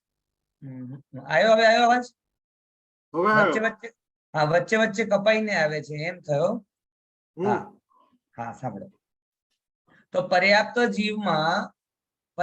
જીવમાં તો જે તમને કીધું ને કે વનસ્પતિઓ છે, પહાડો છે, જે સૂક્ષ્મ નથી, નિગોદિયા નથી, એ બધા પર્યાપ્ત લાંબી આયુ વાળા. અને અમુક અમુક જીવો વનસ્પતિ આદિના કેવા હોય કે દરેક અંતર મુહૂર્તમાં એમની આયુ પૂરી થઈ જવાય, તે બધા અપર્યાપ્ત કહેવાય. બરાબર ને? તો નિગોદિયા આદિ અપર્યાપ્ત. ઓકે, હવે જો સંઘની પંચેન્દ્રિય નરક ગતિમાં, તો સંઘની પંચેન્દ્રિય નારકી જીવ છે એમાં સૌથી પહેલા બધી જ રીતે દુખી છે. કેવી રીતે? બધી જ રીતે દુખી. બધી જ રીતેનો ખુલાસો શું કરે છે? આઠો કર્મના ઉદયના નિમિત્તથી દુખી છે.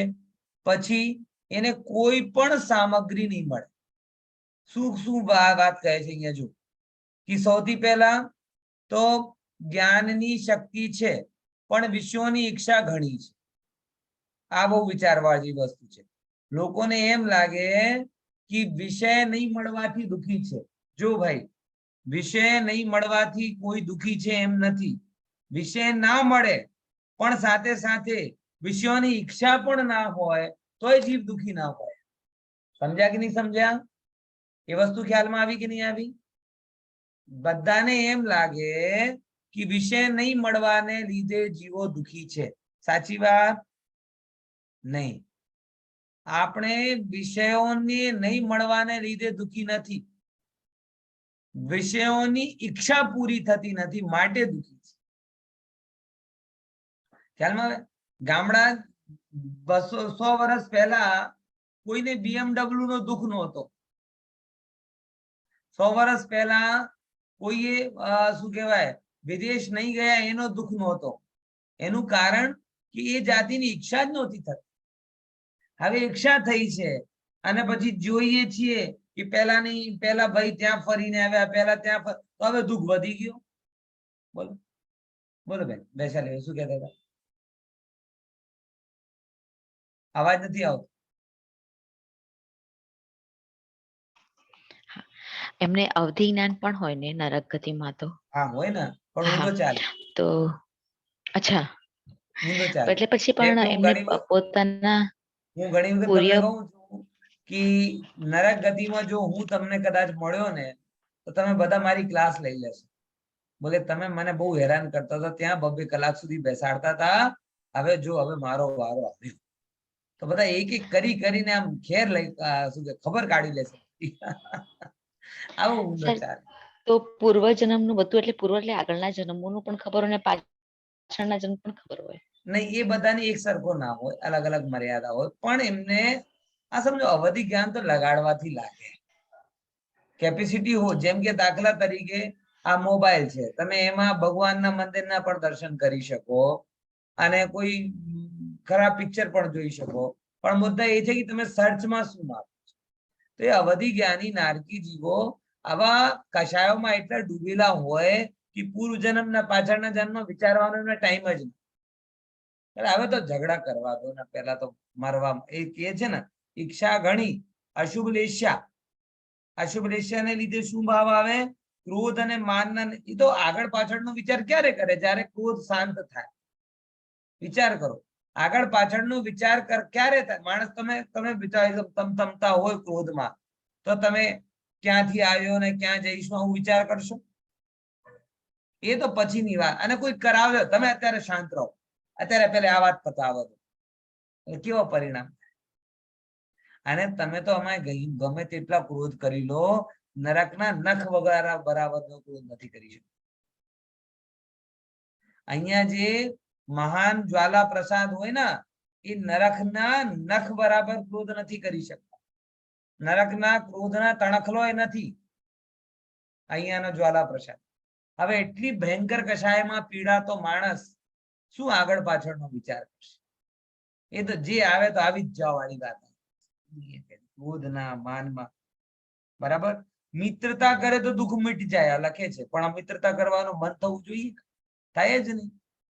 જો અને પછી બીજાને બુદ્ધિ વિક્રિયા શરીર છે વિક્રિયા, અને વિક્રિયાને લીધે એકબીજાની સહાયતા કરી શકે ને, કે ભાઈ ઝાડ બનીને કોઈ બીજાને છાંયડો આપે, બરાબર, અમૃત જલ બનીને કોઈને વિક્રિયા જ કરવી છે તો કંઈ પણ કરી શકે ને, પણ બુદ્ધિ ઊંધી ચાલે. મારવા માટે અંગ બનાવે, મલમ નથી બનાવતો પોતાના શરીર. વિક્રિયાથી આવું પણ કરી શકે ને, વિચાર કરો. અને એમાં કઈ નવાઈ નથી. તમે વિચાર, તમે તમારા ધનનો કેટલો ઉપયોગ કરો ને કેવો ઉપયોગ કરો. તમને ખબર છે કે આ ધન સત્કાર્યમાં લાગી શકે છે. કોને કોને ખબર નથી? મને આટલું ખબર છે ને કે સત્કાર્યમાં લાગી શકે, પણ તોય કેટલો લગાડો છે? ટોટલ આયનો કેટલો ટકા જાય છે? અને એટલો કર્યો તો એમ લાગે કે બહુ મોટો કામ કર્યો, આમ આમ પોણો થઈને ઘૂમે, જો મેં પૈસા આપ્યા ને આમ કર્યું ને તેમ કર્યું, પૈસા આપીએ છીએ. એટલે ભલા માણસ, તું વિચાર કર કે ધન તું પાપોમાં લગાડે અને સત્કાર્યમાં લગાડે. તને ખબર છે કે સત્કાર્યમાં લગાડશે તો શાંતિનું કારણ બનશે, કર્મ બંધનના અભાવનું કારણ બનશે, પણ બોલો કેટલો આપણે લગાડીએ છીએ? શું આપણે જ્ઞાન નથી? અરે હજી તો કશાયની મંદતા છે તો થોડાક છૂટે છે, જયારે તીવ્રતા હોય ને તો કાણી પાઈ ના છૂટે. એમ અહીંયા છે કે મિત્રતા કરે તો દુઃખ મટી જાય, પણ ત્યાં મિત્ર કોઈ દેખાતા જ નથી અને કોઈને મિત્ર માનતો નથી. બધા શત્રુઓ દેખાય. પછી શું કરે? એકબીજાને પીડા જ આપતા રહે, અંગ ભંગ કરે બધી રીતે. કોઈ ઈષ્ટ સામગ્રી ત્યાં છે જ નહીં, બરાબર. માયાલોભી છે, હાસ્યરતીનો પણ ઉદય છે, પણ એવા કોઈ સંજોગ નથી જેને લીધે કોઈ તમને રમૂજી મજાક કરે કે કોઈ તમને પ્રિય વધુ બે વાતો કહે. પણ આખી સાગરોની આયુમાં ઝઘડા ઝઘડા ઝઘડા ઝઘડા ઝઘડા ચાલે. મહાદુખ. હવે આ તો કોનો ઉદય રહ્યો? ચરિત્ર મુનિ. હવે કે બેદિની. બેદિનીના બધી પ્રકારની અસાતા, શરીરમાં કરોડો કરોડો રોગ, ભૂખ પ્યાસ ભયંકર, જે છેડાલામાં જે લખી, આટલી ભૂખ લાગે કે 3 લોકનું અનાજ ખાઈ લે તો કઈ ના મળે, આટલી તરસ લાગે કે 3 લોક સમુદ્ર જેવું પાણી પી લે તો કઈ ના મળે. મિટ્ટી કેવી ખરાબ, ભૂમિ કેવી ખરાબ, બરાબર. શરદી ગરમી કેટલી, પવન એવી કે જેમ કે તમારા છાર છાર થઈ જાય, જેમ રેત ઉડી જાય ને આવી પવન તમારો શરીર ઉડી જાય. નદી શસ્ત્રની ધારની સમાન વન હોય કે જેનો પાંદડો પડે તો તમારો શું કહેવાય? અંગ ભંગ થઈ જાય. એક એક વસ્તુ. પછી રહી સહી કસારે નારકીઓ પૂરા કરે, કે તમને બાંધે, કાટે, મારે, બધું જ કરે. અને એમાં થોડી વાંક કમી રહી જાય તો નમક બબરવા માટે નસુર કુમાર જાતિના દેવો આવે, એકબીજા શાંતિથી બેસો. અરે તું બેસેલો છે, તને ખબર છે આ પુરાની પર્યાયમાં તારો પૈસા લઈને વયો ગયો? અચ્છા, પૈસા લઈને જતો, હમણાં આવા દો. આમ કરી કરીને લડાક. અને આમાં પણ લોકોને મજા આવે. જેને આ ભાવમાં આ બધું મજા આવે ને, બીજાના શું કરે એ બધામાં ચા ચડાવવાનું મન થાય, દિયાસલી ચાંપવામાં મન થાય, એ બધા અસુરકુમાર જાતિના દેવો બને. અને અસુરકુમાર જાતિના દેવો પણ કેવા કે એમના સરસ મજાના મકાનો હોય, સરસ મજાના ગાર્ડન વાળો મકાન હોય, એર કન્ડિશન વાળો મકાન હોય, બધી રીતે હોય, તો પણ એ નરકની શરદી ગરમી ભેદન કરે. કેમ? ને ઝઘડાવા અને જોવામાં મજા આવે. આનંદ આપણામાં હોય. તમે કોઈ ગરમીમાં જતા હોય ને રસ્તામાં, તમારો ઘર એસી ન હોય ને તમારો ઓફિસ પણ એસી વાળો હોય, પણ વચ્ચે ઝઘડતા હોય ને તો 5 મિનિટ તો ઉભા રહી જાઓ, તડકો સહન કરી લો ગરમીમાં. શા માટે? એને જોવા માટે શું કહી રહ્યો છે. એકાદ વાક્ય છૂટી ના જાય. હે પિક્ચર ચાલે, શો ચાલે, એ બધો અસુરકુમાર જાતિનું છે ને. આવી સાતા તો કઈ છે જ નહીં, બરાબર. આયુ શરીર પણ છૂટતો નથી. આમ શાસ્ત્રમાં આવે કે સીતાનો જીવ રાવણના જીવને લેવા ગયો, આટલો દુઃખ જોઈને એને એમ લાગ્યું ભાઈ હવે તું રહી ના શકે લક્ષ્મણ, તું ચાલ મારી સાથે. ત્યાં ગયો તો શું થયો? વિમાનમાં બેસાડ્યો તો પારાની જેમ ઓગળીને પાછું જતો. એટલે કદાચ અંશનું પણ છે.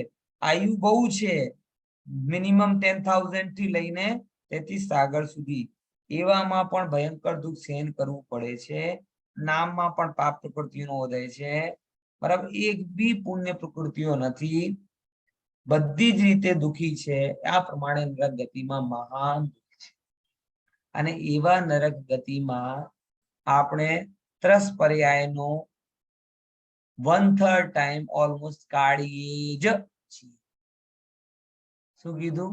કમ્પલસરી કહું છું કે જો તમે 3 પર્યાયમાં આવ્યા હોય તો 1/3 ટાઈમ, ઓલમોસ્ટ 1/3 ટાઈમ સાદિક 2000 સાગર માટે તમે નીકળ્યા હો તો 640 જેટલા સાગર તો કમ્પલસરી તમે ત્યાં નરકમાં જશો ને જશો. ક્યાં જશો પ્રભુ? આત્મામાં જતા રહ્યા તો બચશો, નહીં તો જવું જ પડશે. આજે સાંભળવું તમને ગમતું નથી, ભોગશો કેવી રીતે? અને ભાગવાનો ઓપ્શન નથી. ખબર પડે છે? ભોગતશો કેવી રીતે? એટલે સામર્થ્ય વધારવું અને ભેદ જ્ઞાન કરવું એ જ ઉપાય છે, બીજું કઈ ઉપાય નથી.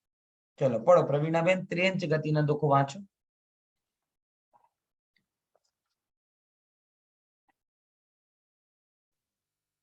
અવાજ મ્યુટ છે પ્રવીણા આંટી તમારો. તમે આજે કહ્યું કે 1/3 ટાઈમ નરકમાં જશે, હા તો એનું પ્રમાણ ક્યાં મળશે? હે છેડાલામાં તમે વાંચો ને, સાદિક 2000 સાગર માટે નીકળે ને તો 640 સાગર ત્યાં જાય નરકમાં, અને 1260 સાગર અચ્છા,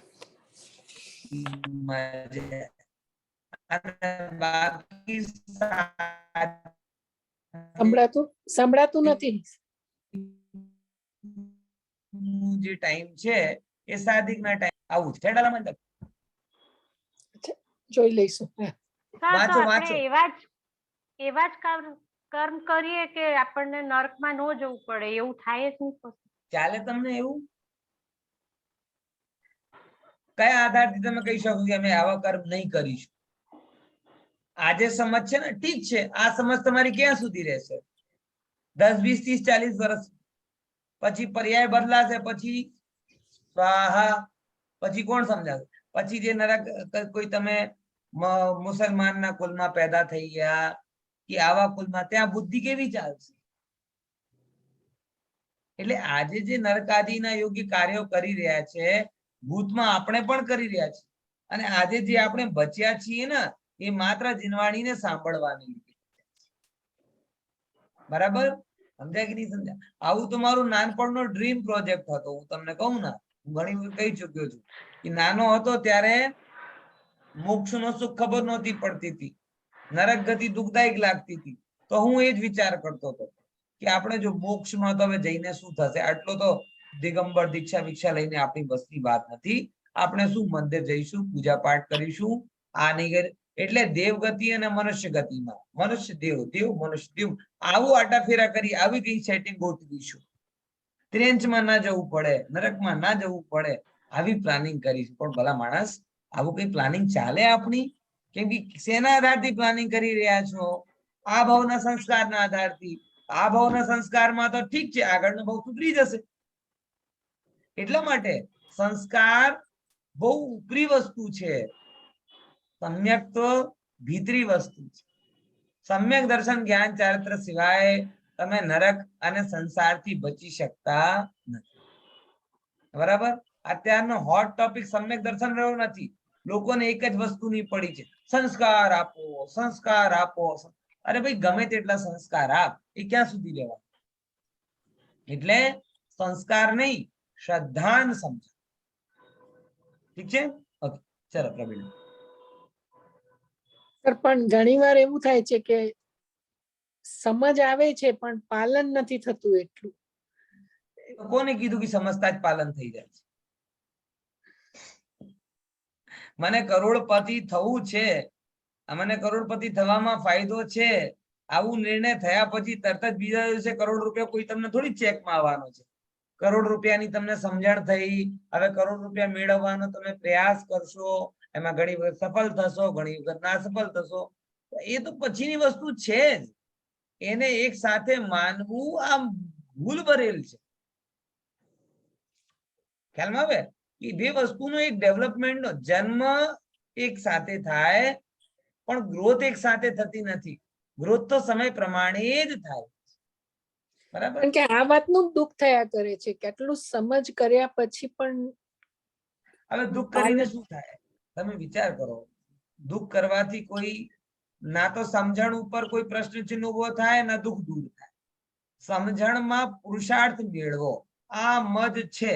આવું નિર્ણય કરીને જેટલા અંશોમાં તમારા રાગાથી અટકશે, જેટલા અંશોમાં સ્વભાવની રુચિ વધશે, એટલા અંશમાં તમને સમ્યકની નિકટતા મળશે. એટલે આ વસ્તુ નક્કી કરવાનો પ્રયાસ આપણે કરવો. અને એ જ જો આવું મળે તો જ સાચી સમજણ કહેવાય. આવું મનમાં વિચાર પણ ના આવે તો એમ જ કહેવાય કે હજી સમજણમાં અમુક અંશે કચાશ છે. ઠીક છે.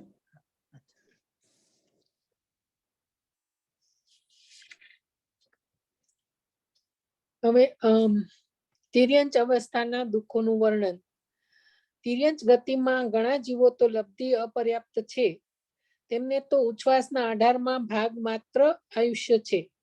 કેટલાક નાના જીવો પર્યાપ્ત પણ હોય છે પણ તેમની શક્તિ પ્રગટ જણાતી નથી. તેમના દુઃખો તો એકંદ્રિય જેવા જ જાણવા. વિશેષમાં જ્ઞાનાદિકની તેમનામાં વિશેષતા છે. વળી મોટા પર્યાપ્ત જીવોમાં કેટલાક સન્મૂર્છન છે તથા કેટલાક ગર્ભજ છે. તેઓમાં જ્ઞાનાદિક પ્રગટ હોય છે પણ તેઓ વિષયોની ઈચ્છા વડે સદા વ્યાકુળ હોય છે. કારણ કે ઘણા જીવોને તો ઈષ્ટ વિષયની પ્રાપ્તિ જ હોતી નથી પણ કોઈને કદાચિત કિંચિત માત્ર હોય છે. વળી તેઓ મિથ્યાત્વ ભાવ વડે અતત્વ શ્રદ્ધાવાળા બની રહ્યા છે. કષાયમાં મુખ્યપણે તીવ્ર કષાય જ તેમને હોય છે. ક્રોધ માન વડે તેઓ પરસ્પર લડે છે, ભક્ષણ કરે છે તથા દુઃખ આપે છે. માયા લોભ વડે તેઓ છલ પ્રપંચ કરે છે, વસ્તુની ઈચ્છા કરે છે તથા ઈચ્છિત વસ્તુને ચોરે છે. હાસ્યાદિક વડે તે જ કષાયોના કાર્યોમાં પ્રવર્તે છે. વળી કોઈને કદાચિત મન કસાય હોય છે પરંતુ થોડા જીવોને હોય છે. તેથી તેમની અહીં મુખ્યતા નથી. વેદનીયમાં મુખ્યપણે સ્ટોપ કરું. ના ના કન્ટિન્યુ આખો વાત. વેદનીયમાં મુખ્યપણે તેમને અસાતા વેદનીયોનો ઉદય હોય છે. જેથી તેમને રોગ, પીડા, ક્ષુધા, તૃષા, છેદન, વેદન, બહુભાર વહન, ટાઢ, તાપ અને અભંગાદી અવસ્થાઓ થાય છે. તે વડે દુઃખી થતા પ્રત્યક્ષ જોઈએ છીએ. માટે અહીં ઘણું કહેતા નથી. વળી કોઈને કદાચિત કિંચિત સાતા વેદનીયોનો પણ ઉદય હોય છે પરંતુ એ થોડા જીવોને હોય છે. તેથી અહીં તેની મુખ્યતા નથી. તેમનું આયુષ્ય અંતર્મુહૂર્તથી કોટિ પૂર્વ સુધીનું હોય છે. ત્યાં ઘણા જીવો તો અલ્પ આયુષ્યના ધારક હોય છે. તેથી તેઓ વારંવાર જન્મ મરણના દુઃખ પામે છે. વળી ભોગભૂમિના જીવોનું આયુષ્ય ઘણું હોય છે તથા તેમને સાતા વેદનીયનો ઉદય પણ હોય છે પરંતુ એવા જીવો થોડા છે. નામ કર્મમાં મુખ્યપણે તિર્યંચ ગતિ આદિ પાપ પ્રકૃતિઓનો જ તેમને ઉદય વર્તે છે. કોઈને કદાચિત કોઈ પુણ્ય પ્રકૃતિઓનો ઉદય પણ હોય છે પરંતુ તે જીવો થોડા જીવોને જ અને થોડા હોય છે. તેથી અહીં તેની મુખ્યતા નથી. ગોત્ર કર્મમાં એક નીચ ગોત્રનો જ ઉદય હોય છે તેથી તેઓ હીન બની રહ્યા છે. એ પ્રમાણે તિર્યંચ ગતિમાં પણ મહાદુઃખ હોય છે. બરાબર. હવે આમ તો લગભગ ખબર પડી જ ગઈ હશે તમને કે બે પ્રકારના ત્રિયંચ કીધા. સૌથી પહેલા અમુક ત્રિયંચો તો એટલા નાના છે લબ્ધિ પર્યાપ્ત જેમને જાણવાનું આપણી પાસે કોઈ ઉપાય જ નથી. છે કોઈ ઉપાય? કઈ ઉપાય નથી. એ બધા નિગોદિયા જીવની જેમ છે, મરે છે, જીવે છે, એમની શક્તિ કઈ ખબર નથી પડતી પણ એ મહાન છે, મહાન દુઃખ છે. પછી કેટલા સમૂર્છન વાળા છે એના પણ દુઃખ આપણે જોયા. વિકલેન્દ્રિયમાં બેન્દ્રિય ત્રિન્દ્રિય બધા સમૂર્છન વાળા છે, કીડા મકોડા. કેટલા ગર્ભજ છે, ગર્ભજ એટલે શું કહેવાય કે આપણે પશુઓમાં જેમ હોય ને ગર્ભથી ઉત્પન્ન થતા હોય એમાં જ્ઞાનાદિ પ્રગટ થાય નહીં પણ વિષયોની ઈચ્છાથી આકુલિત હોય છે. કેવી એમને અંદરમાં ઈચ્છા હોય, તમે વિચાર તો કરો. એક એક પક્ષી હોય, એક એક વસ્તુ માટે આખો દિવસ ફરતો હોય. અત્યારે લંપી વાયરસને લીધે કેટલી બધી ગાયો મરી ગઈ છે. કોણ એમને કઈ આપવા વાળો છે? વિચાર કરો. હે પશુઓ પાણીને લીધે કેટલા પશુઓ મરી જાય, પક્ષીઓ મરી જાય. રોગ આવે તો શું કરે? તમે હાઈવે ઉપર જાઓ તો મારો તો ભાગ્ય જ ક્યારે એવું બને કે તમે હાઈવે ઉપર 5 કલાકની જર્ની કરો અને તમને એકાદ કૂતરો કે વાનર કે બિલાડી એ મરતા ના દેખાય. આમ કેવું નથી દેખાતું એકદમ કચડી ગયો?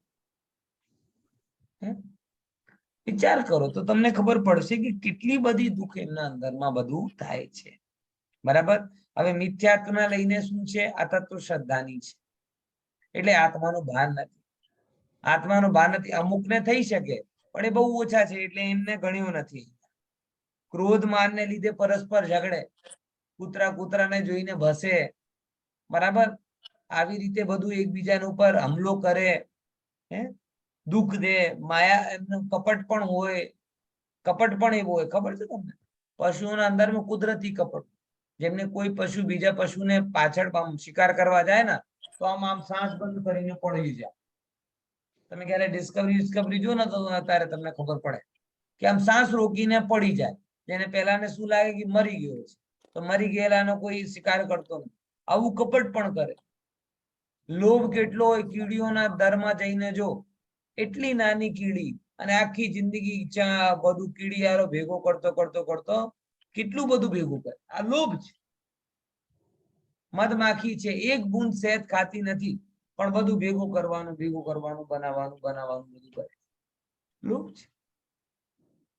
ખ્યાલમાં આવે છે? ક્યારેય તૃપ્ત થતા નથી વિશ્વ. ગમે તેટલી આમ હોય તો એમાં એ બધી વસ્તુઓની ઈચ્છા ઓછી થતી નથી આમ. એટલે આ તત્વ કશાય હોય છે એમાં. બરાબર. પછી વેદનીના નિમિત્તથી શું હોય?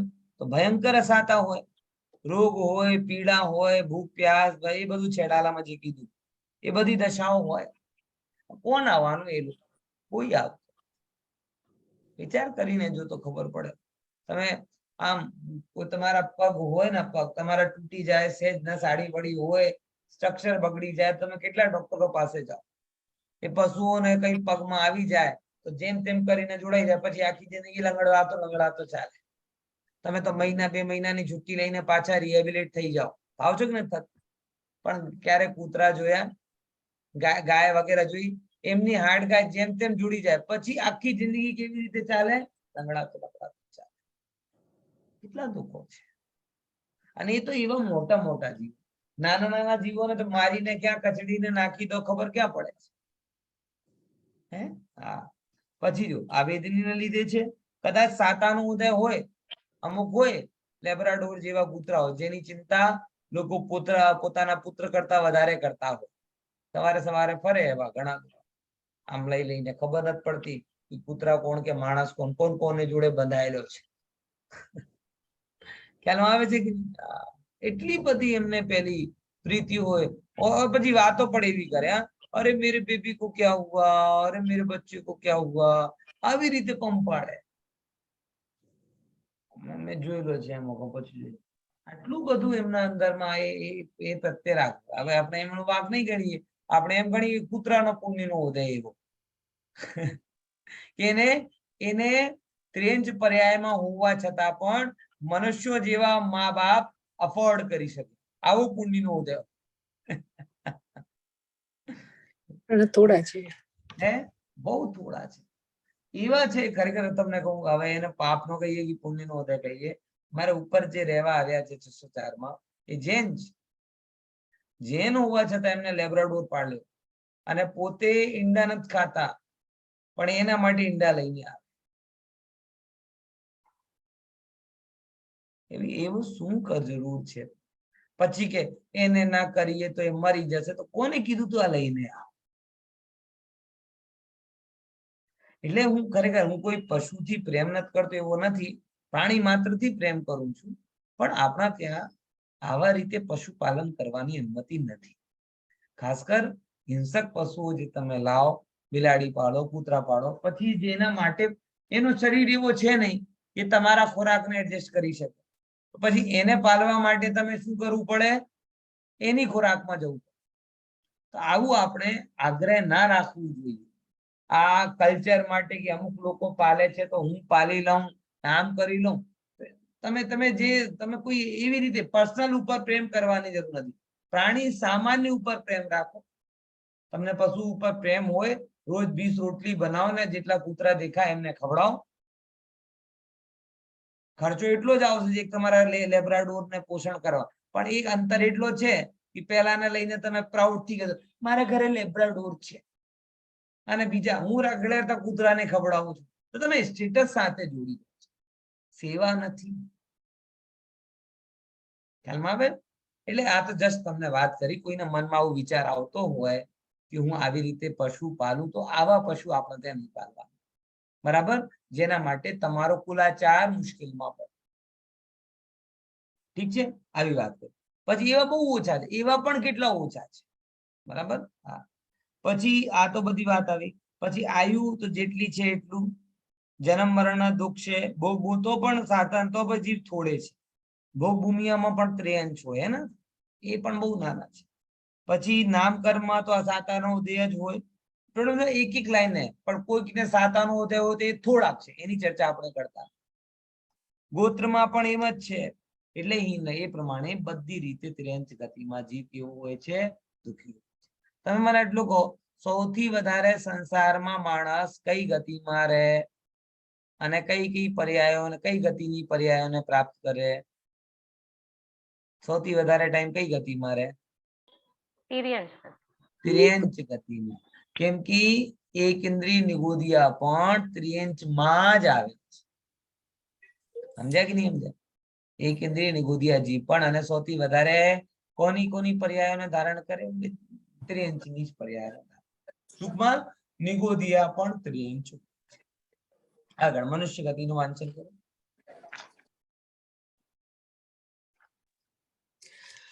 મનુષ્ય ગતિના દુઃખોનું વર્ણન.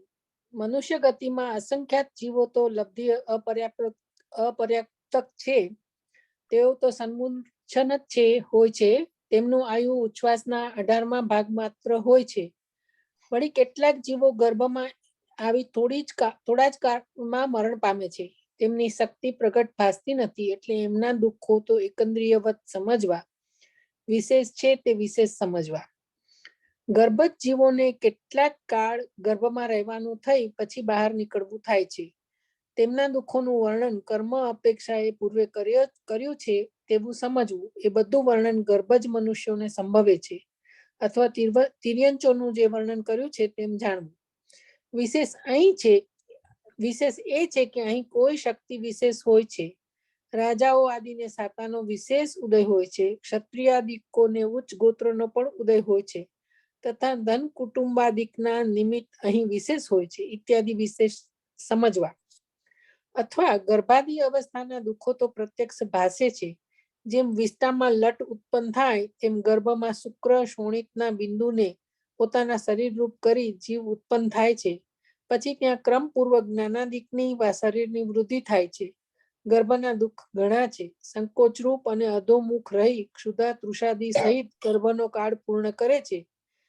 ત્યાંથી જ્યારે બહાર નીકળે છે ત્યારે બાળ અવસ્થામાં તે મહાદુખી થાય છે. કોઈ એમ કહે કે બાળ અવસ્થામાં થોડા દુઃખ હોય છે, પણ એમ નથી. પરંતુ શક્તિ થોડી હોવાથી તે વ્યક્ત થઈ શકતા નથી. પછી વ્યાપારાદિક વિષય ઈચ્છા આદિ દુઃખોની પ્રગટતા થાય છે. ત્યાં ઈષ્ટ અનિષ્ટ જનિત વ્યાકુળતા રહ્યા જ કરે છે, અને વૃદ્ધ થતા શક્તિહીન થઈ જવાથી તે પરમ દુઃખી થાય છે. એ દુઃખ પ્રત્યક્ષ થતા જોઈએ છીએ. અમે અહીં ઘણા શું કહીએ? પ્રત્યક્ષ જેને નથી ભાસતા તે કહેલા કેમ સાંભળશે? વળી મનુષ્ય ગતિમાં કોઈ વેળા કિંચિત સાતાનો ઉદય હોય છે, પણ તે આકુળતામય છે, અને તીર્થંકરાદિ પણ મોક્ષ માર્ગ પ્રાપ્ત થયા વિના હોતા નથી. એ પ્રમાણે મનુષ્ય પર્યાયમાં દુઃખ જ છે. પણ એ મનુષ્ય પર્યાયમાં કોઈ પોતાનું ભલું થવાનો પ્રયત્ન કરે તો તે થઈ શકે છે. જેમ કાળા સાંઢની જડ વા સાંઠા ઉપર શેરડી, સાંઠા એટલે જેમ શેરડી. કાણા સાંઠાની જળ વા સાંઠા ઉપરનો ફિક્કો ભાગ તો ચૂસવા યોગ્ય જ નથી અને વચ્ચેની કાણી ગાંઠો હોવાથી તે પણ ચૂસી શકાતી નથી. છતાં કોઈ સ્વાદનો લોલુપી તેને બગાડો તો ભલે બગાડો, પરંતુ જો તેને વાવવામાં આવે તો તેમાંથી ઘણા સાંઠા થાય અને તેનો સ્વાદ પણ ઘણો મીઠો આવે. તેમ મનુષ્યપણામાં બાળ અને વૃદ્ધપણું તો સુખ ભોગવવા યોગ્ય નથી. વચ્ચેની અવસ્થા તે પણ રોગ ક્લેશાદી યુક્ત હોવાથી ત્યાં સુખ ઉપજતું નથી.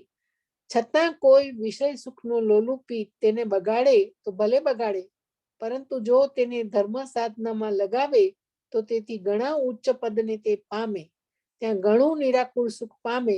માટે અહીં જ પોતાનું હિત સાધવું, પણ સુખ થવાના ભ્રમથી આ મનુષ્ય જન્મને વૃથા ન ગુમાવવો. જો હવે મનુષ્ય પર્યાયના દુઃખોની વાત કરી તો સૌથી પહેલા તો શું કીધું કે મનુષ્ય પર્યાયમાં અમુક પર્યાય તો લબ્ધિ અપર્યાપ્તકની છે. લબ્ધિ અપર્યાપ્તક એટલે તમને ખબર પડે છે કે નિગોદિયાની જેમ નામ થઈ ગયું મનુષ્ય પર્યાય, પણ જન્મ લે અને શ્વાસના 18મા ભાગમાં મરી જાય. હે અમુક અમુક એવા સ્ત્રીના અંગમાં, પુરુષના વીર્યમાં, રક્તમાં એવા લબ્ધિ અપર્યાપ્ત કેટલા જીવો હોય કે જે આમ નામ પૂરતા મનુષ્ય હોય, બરાબર, અને એ જન્મ લે ને જન્મ લેતા જ મરી જાય. હવે એના દુઃખોમાં તો શું કહીએ, એ બધા દુઃખો તો નિગોદિયાની જેમ થઈ ગયા. પછી બીજે નંબર આગળ શું કહીએ મનુષ્ય ગતિના દુઃખોમાં કે ગર્ભના દુઃખ વાત કરી, ગર્ભમાં આગળ થોડોક કાળમાં મરી જાય, એના દુઃખ તો ખબર જ નથી પડતી આપણે, એકેન્દ્રિય વજન. પછી ગર્ભમાં પણ અમુક કાળ સુધી રહીને બહાર નીકળવું હોય ત્યારે કેટલું દુઃખ થતું હોય. રડતો રડતો આવે છે એટલે દુઃખી થઈને આવ્યો ને સિદ્ધ થયો. વિચાર કરો. એને પછી કેટલા બધા દુઃખ છે કર્મની અપેક્ષા. ક્રોધના નિમિત્તથી શું થાય, માનના નિમિત્તથી શું થાય, કપટ આદિના નિમિત્તથી શું થાય, જરા બધું વિચાર તો કરો. કેટલું બધું દુઃખ છે. અને મને તો આ તોડમદી સાહેબનો શિક્ષક શું લાગ્યો, હું બહુ શું કહીએ, પ્રત્યક્ષ જેને ભાષિત થાય તો એ ગણતો નથી, તો અમારી શું વાત. મનુષ્ય પર્યાય ધારણ કર્યા પછી પણ ડગલેના પગલે આપણે એના દુઃખોથી દાઝેલા છીએ. તો એક કાલ્પનિક સુખની શું કહેવાય કે ઈચ્છામાં આખી મનુષ્ય પર્યાયને વેડફી રહ્યા છીએ. બોલો વિચાર કરીને જો જીવનમાં ગંભીરતા સાથે જો તો સંસારમાં કોઈનું પર બ્લેમિંગ નહીં કરવાનું. એવું જ વસ્તુનું સ્વરૂપ છે, એવું જ વસ્તુનું સ્વરૂપ છે એમ કહીને સમજવાનું. હવે એ છે કે અહીંયા થોડો પુણ્યનો ઉદય પણ છે કોકને, જેમ કે રાજાદીને સાતાનું સામગ્રી બહુ છે, પછી ક્ષત્રિય આદિને ગોત્ર સારું છે, બરાબર, પણ એ બધી જગ્યા દુઃખ તો બહુ છે. હવે દુઃખની વાત કરીએ તો ગર્ભના દુઃખ બતાવ્યા કે વિવિધ અવસ્થાઓના દુઃખ, અને કેવી રીતે કે જેમ કે લટ વિષ્ઠામાંથી લટ ઉત્પન્ન થાય ને એવી પર્યાય ઉત્પન્ન થાય, આવું કીધું. વિચાર કરો. પછી ત્યાં કેવી રીતે ઓંધામું લટકતો રહે, કેટલા દુઃખ, ખાધા પીધા વગરનું કેટલું રહે, અને માગ જેવો ખાય એવું એને ભાષે, અને કેટલા દુઃખ તમે વિચાર તો કરો. ઘણા લોકો કે નાના હોય તો દુઃખ નથી થતો, તો બોલે ના ભાઈ, નાના હોય તો પણ દુઃખ હોય, પણ એ વ્યક્ત કરી શકતો નથી. 2 મહિનાનો બાળક હોય, રાતે સૂસુ કરી લે અને આખી રાત પાણીમાં શું કે તરબતર રહે, માની નીંદ ના ખુલે તો બતાવો કોણ શું કરી લેવાનું. આમ કઈ દુખતું હોય ભાઈ, રો રો રડ રડ કરે, કઈ કહી નહીં શકતો હોય કે ક્યાં દુખે છે, શું દુખે છે, ગેસ બને છે, શું કેટલા બધા છે. એ બી બધા પુણ્યનો ઉદય હોય તો આવા દાદીઓ ને મામીઓ ને નાનીઓ મળી જાય, જે છોકરાનો મોઢા જોઈને સમજી જાય કે ના એના ગેસ નો દુખે છે, એને એને એને હસલી ઉતરી ગઈ હશે. આવું એ માતા બહેનોને માસ્ટરી હોય. આમ છોકરો રડતો હોય ને તો રડતા રડતા કરીને પાકું એને હિંગ લગાડો, એના ગેસ બની હશે. હવે આપણે તો એક જ વસ્તુ, આપણો દિમાગ જ કામ કરવાનો, પણ એને છોકરાનો પુણ્યનો ઉદય હોય તો માને નાનીને ખ્યાલમાં આવી જાય. અને પહેલા લગભગ આવું પીડીઓથી રહેતો હતો. આજની જેમ નથી તો દોડી દોડીને ડોક્ટર પાસે જાવ, ડોક્ટર પાસે જાવ, ડોક્ટર. પેલા ઘરના આધા વૈદ્ય તો ઘરમાં જ રહેતા. ક્યારે હિંગ લગાડવાની છે, ક્યારે આમ આમ કરીને પેલા નસ બરાબર સહી કરી દેવાની છે, ક્યારે સુબડાવવું, ક્યારે ખવડાવવું, શું પીવડાવવું, એ બધું તો ટોટલી પરજીવી છે. પણ એને બધું ખબર પડે આવી રીતે. પણ એ દુઃખી હોય છે. કહેવાનો મતલબ શું છે? વારંવાર કેમ રડે? કેમ કે દુઃખી હોય. આપણે એક ભ્રાંતિમાં જીવીએ છીએ કે નાનો સુખી હોય. નાના દુઃખમય અવસ્થાઓ, સૌથી વધારે દુઃખમય અવસ્થાઓ. ખબર છે? મનોવિજ્ઞાન એમ જ કહે છે.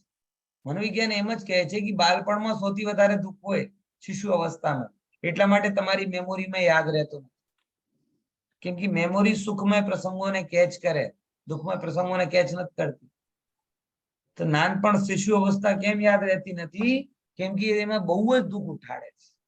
આવું છે મનોવૈજ્ઞાનિકોનું કહેવું છે. બરાબર ને? આમ અહીંયા કહે છે. પછી એક જે અહીંયા જે વાત કરી કે વ્યાપાર આદિમાં જો કેટલા બધું દુઃખ થાય. અત્યારે તમે બહુ જેને જો કોમ્પિટિશન છે ને, ફુગાવો છે ને, ઓનલાઈન છે ને, ફલાનું છે, કેટલું દુઃખ. આવી રીતે. પછી એક જે એમને બહુ સરસ વાત કરી કે ભાઈ જો આ મનુષ્ય પર્યાયમાં 1000 દુઃખ છે, પણ એક પ્લસ પોઈન્ટ છે. કયો? અને એની તુલના શેની સાથે કરી? શેરડી જોડે. એમ જે કહેવાય ને, ખરાબ શેરડી હોય ને, સાઠો એટલે શેરડી, સુગર કેન. બરાબર? હવે જો સુગર કેન ખરાબ વાળું આવે, જેમાં કાંડા બરાબર ના હોય, કાણા કાણા દેખાતા હોય, એ ખાવામાં તમને કહું તો તમને મજા ના આવે.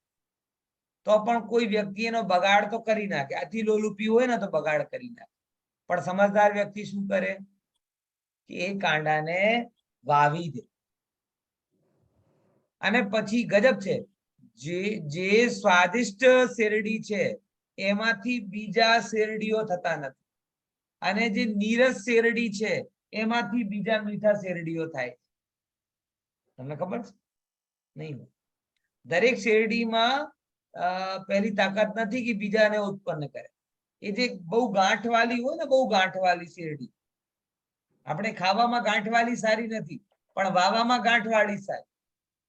ગાંઠ ખબર પડી ને? એ વચ્ચે હોય, પર્વ કહેવાય જેને. શું કહીએ ગુજરાતીમાં? શું કહીએ? આમ જોઈન્ટ જેવું હોય ને વચ્ચે. હા, એને જેટલી ગાંઠ હોય એટલી વધારે શેરડીઓ થાય. તો અને એમાં રસ એટલો હોતો નથી. હવે તમને અતિ લોલુપ આવ્યો કે નહીં, હું તો ખાઈ જ લઈશ, તો ખાઈ જ લઈશ, તો પછી તેને રસ પણ આવશે નહીં ને, બગાડી પણ લેશે. અને જો તું એને વાવી દે તો શું થશે? કે આ ભાવમાં નહીં, પછી કેટલું કેટલું કેટલું તમને મીઠાસ વાળા મીઠા મીઠા સુગર કેન મળશે, શેરડીઓ મળશે. આવી મનુષ્ય પર્યાય છે. તમે એમ ગમે તેટલા ઉપાય કરો તો તમને કઈ આનંદ તો આવવાનું નથી. અને બીજાને શું પૂછવા જાઓ? પોતાના જીવનથી પૂછો ને. આખી જિંદગી સુખ માટે મચમચ કરી છે, તો એક હિસ્સામાં કેટલું સુખ આવ્યું? 20 વર્ષ વાળાથી પૂછો, 40 વર્ષ વાળાથી પૂછો, 60 વર્ષ વાળાથી પૂછો, 80 વર્ષ વાળાથી પૂછો, પૈસા વાળાથી પૂછો, પૈસાહીન થી પૂછો, પદ વાળાથી પૂછો, પદવીહીન થી પૂછો, બધાથી પૂછો તો બધા કહે કે સરવાળે તો દુઃખ જ આવે. એટલે એમાં કઈ નવાઈ છે જ નહીં. નવાઈ છે જ નહીં. એમ અહીંયા કહેવામાં. એટલે ધર્મમાં લગાડો તો એનાથી મોક્ષ સુખની ફસલ થશે. એ દાખલો અહીંયા શેરડીના એનાથી આપ્યા. બરાબર ને? ખબર પડી ગઈ ને? તો મનુષ્ય પર્યાયને શું કરવું છે?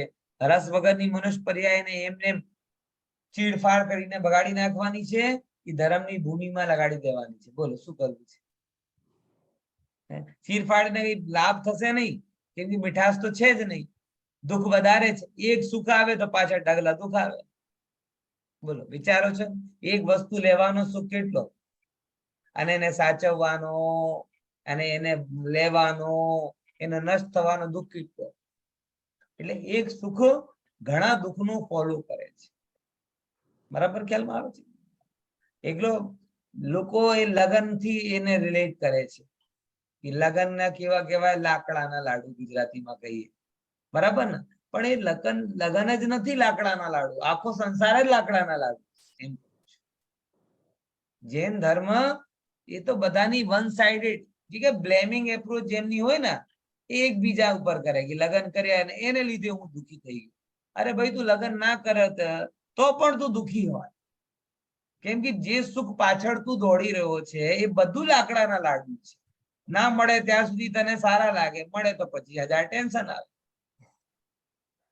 ખ્યાલમાં આવે છે કે એટલે જે લોકો આરોપ પ્રધાન વૃત્તિ વાળા હોય એ લગ્નનો વાંક કાઢે, અને જે સ્વભાવ પ્રધાન વૃત્તિ વાળા હોય એ તો પોતાની ભૂલ કાઢીને એમ કે ભાઈ ભૂલ મારી જ છે. આખા સંસાર આત્માને છોડીને સંસારનો સિલેક્શન આ મારી મોટામાં મોટી ભૂલ.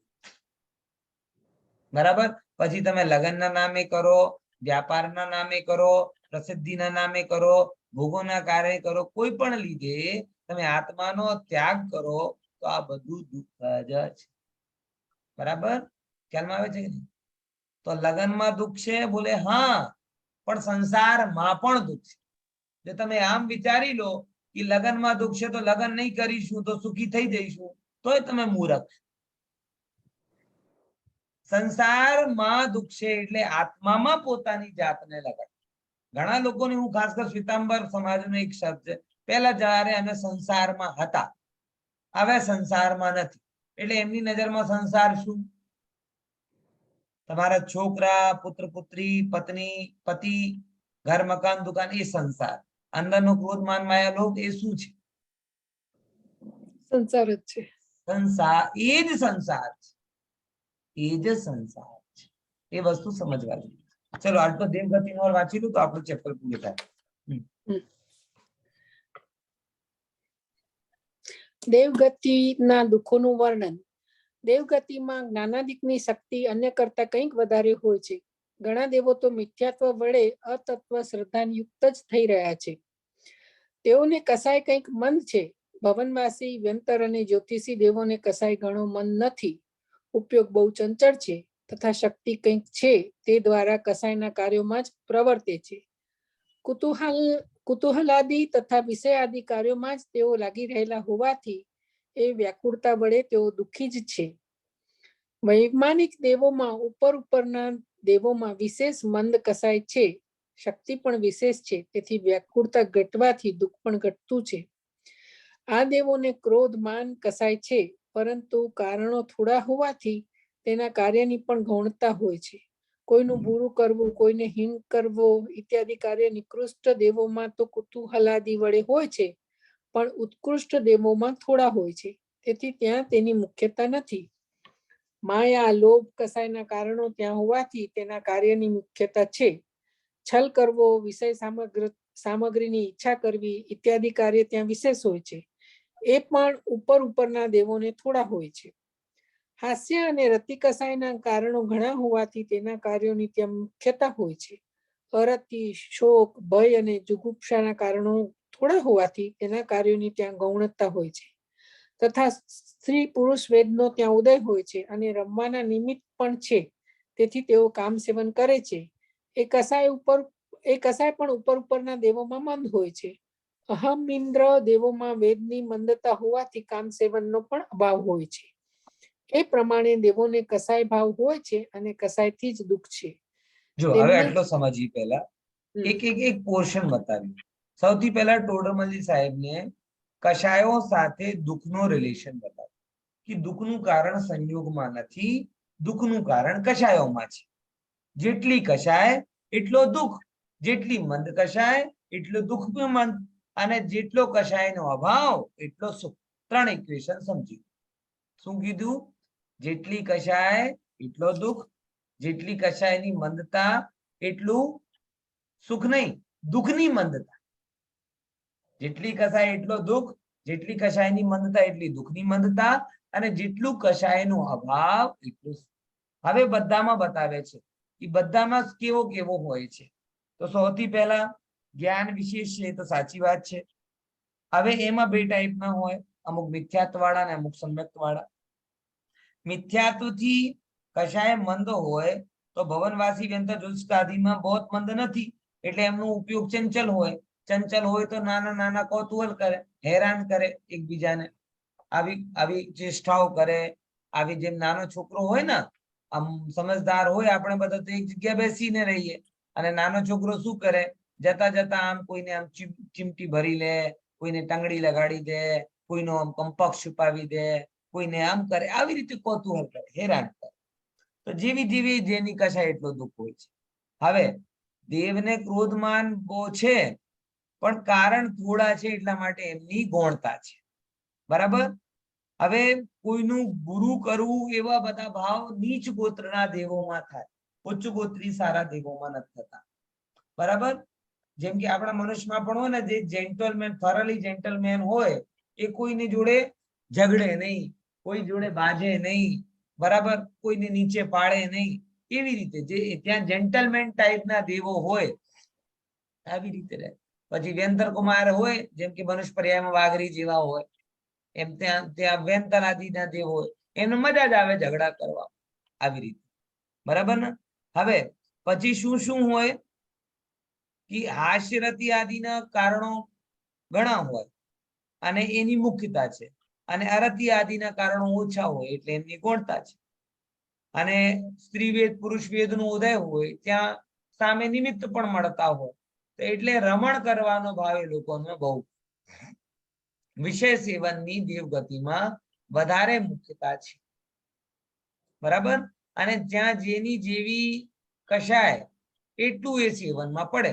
પહેલા બીજા સ્વર્ગ સુધી મનુષ્યોની જેમ ક્રિયા કરે, પછી ઉપર ઉપર એની ઈચ્છા મંદ થતી જાય, તો એની એ ક્રિયાઓ પણ એવી રીતે મન થતી જાય. ઈચ્છુવામાં સ્પર્શ માત્રથી ઈચ્છા પતી જાય, જોવા માત્રથી ઈચ્છા પતી જાય, સાંભળવા માત્રથી ઈચ્છા પતી જાય, વિચાર્યા માત્રથી ઈચ્છા પતી જાય. આવી રીતે ઉપર ઉપરના સ્વર્ગમાં કશાયોની ઈચ્છા ઓછી થતી જાય છે. પણ વાંચો આગળ. એ પ્રમાણે દેવોને કસાય ભાવ હોય છે અને કસાયથી જ દુઃખ છે. તેમને જેટલો કસાય થોડો છે તેટલું દુઃખ પણ થોડું છે. તેથી અન્યની અપેક્ષાએ તેમને સુખી કહીએ છીએ, પરંતુ વાસ્તવિકપણે કસાય ભાવ જીવિત છે, તેથી તે દુઃખી જ છે. વળી વેદનીયમાં સાતાનો ઉદય તેમને ઘણો છે, તેમાં ભવંતરિક દેવોને થોડો હોય છે, તથા વૈમાનિક દેવોમાં ઉપર ઉપરના દેવોને વધારે હોય છે. શરીરની ઈષ્ટ અવસ્થા તથા સ્ત્રી મકાનના સામગ્રીઓનો સંયોગ હોય છે. કદાચિત કિંચિત અસાતાનો ઉદય પણ કોઈ કારણથી તેમને હોય છે. એ અસાતાનો ઉદય હલકા દેવોને કંઈક પ્રગટપણે છે, પરંતુ ઉત્કૃષ્ટ દેવોને તે વિશેષ પ્રગટ નથી.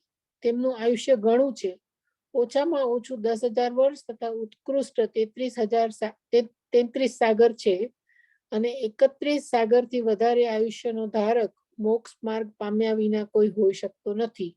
એટલો બધો કાળ એ દેવો વિષય સુખમાં મગ્ન રહે છે. નામ કર્મમાં દેવગતિ આદિ સર્વ પુણ્ય પ્રકૃતિઓનો જ તેમને ઉદય છે, તેથી એ તેમનું સુખનું કારણ છે.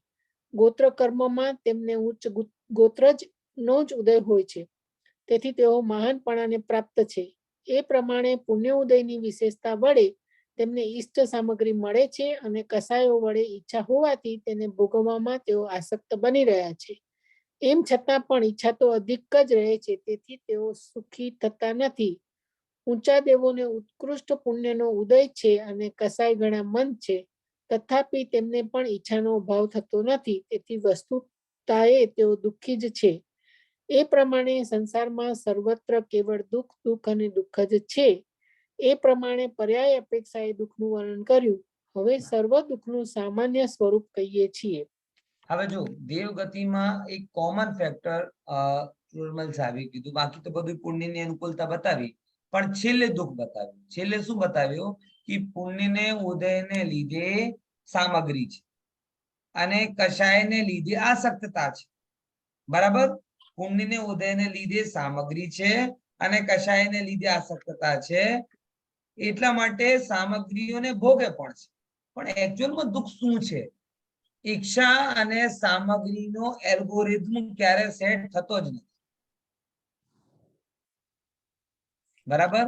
એલ્ગોરિધમ કહેવાય ને, આ કેમિસ્ટ્રીનો બહુ પોપ્યુલર શબ્દ છે એલ્ગોરિધમ.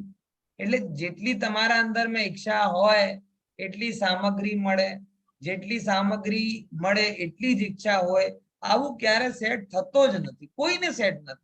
અને આ બેલેન્સ હંમેશા ગડબડ હોય જ છે. અને જ્યારે જ્યારે ગડબડ હોય ત્યારે દુઃખ તો થવાનો જ. મારી વાતને સમજાય ને એક લાઈનમાં? એટલે એવો નથી બીજા કરતા એ સુખી કહેવાય, પણ પોતાની ઈચ્છાને લીધે પોતે દુઃખી. ગમે તેવી કોઈ જીવ હોય, એને ગમે તેવો પુણ્યનો ઓદા હોય, અમે તો સીધે સીધે શુભમ ઉપર જઈએ,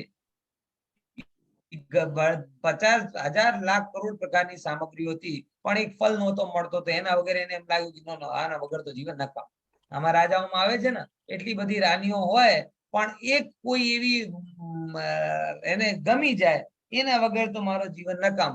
તો પછી એને પામવા માટે હજારો લોકોને મારી નાખે ને પોતે મરી જાય. એટલે જે કીધું એ આસક્તિ, ઈચ્છાનો અને પુણ્યનો ઉદયનો એલ્ગોરિધમ ક્યારે સેટ થતો નથી. ટૂંકમાં એટલા માટે જીવ હંમેશા દુઃખી જ હોય છે સંસાર. બરાબર? આટલું આપણે ચેપ્ટર પૂરો થયો. હવે હું નીનાબેન ઇન્વાઇટ કરું કે આજનો ગળધર વાંચન બોલો. તાલી તો વગાડો. જય જીનેન્દ્ર. આજે આપણે જે દરેક પર્યાયના દુઃખોનું વર્ણન, ઓડિયો મૂકજો, ઓડિયો. આપણે આજે દરેક પર્યાયના દુઃખોનું વર્ણન જોયું. એમાં એકેન્દ્રિય જીવના દુઃખમાં જે ક્વેશ્ચન હતો કે જ્ઞાન તો કિંચિત માત્ર જ રહ્યું છે, તો તેઓ શું કશાય કરે છે? તો એ સંદર્ભમાં આપણે ઇક્વેશન જોયું કે જ્ઞાન કશાયની સાથે દુઃખ કઈ રીતે જોડાયેલું છે. કે એવું નથી કે જ્ઞાન ઓછું હોય તો ઓછો કશાય, પણ જ્ઞાન તો ક્ષયક્ષમના આધારે છે.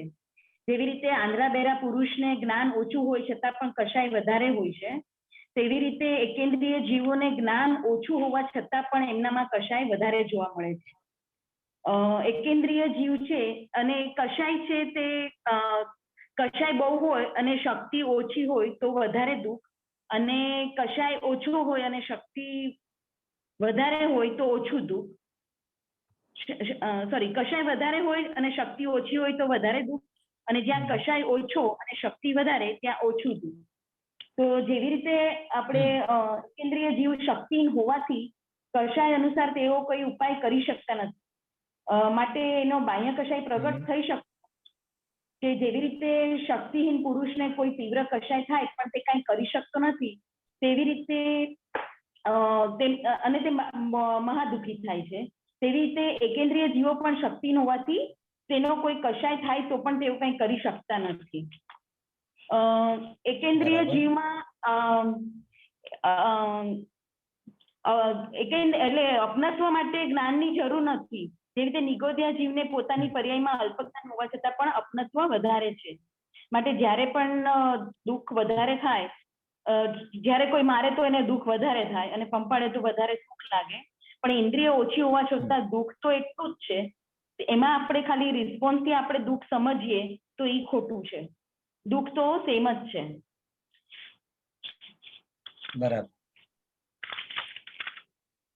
પછી એકેન્દ્રિય જીવમાં અંતરાયના તીવ્ર ઉદયથી ઘણી ચાહના હોવા છતાં પણ તે ઈચ્છા અનુસાર ન થતા તે મહા દુઃખી થાય છે.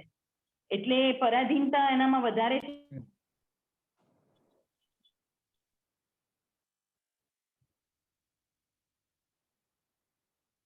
શું થઈ ગયું? અવાજ કેમ બંધ થઈ ગઈ?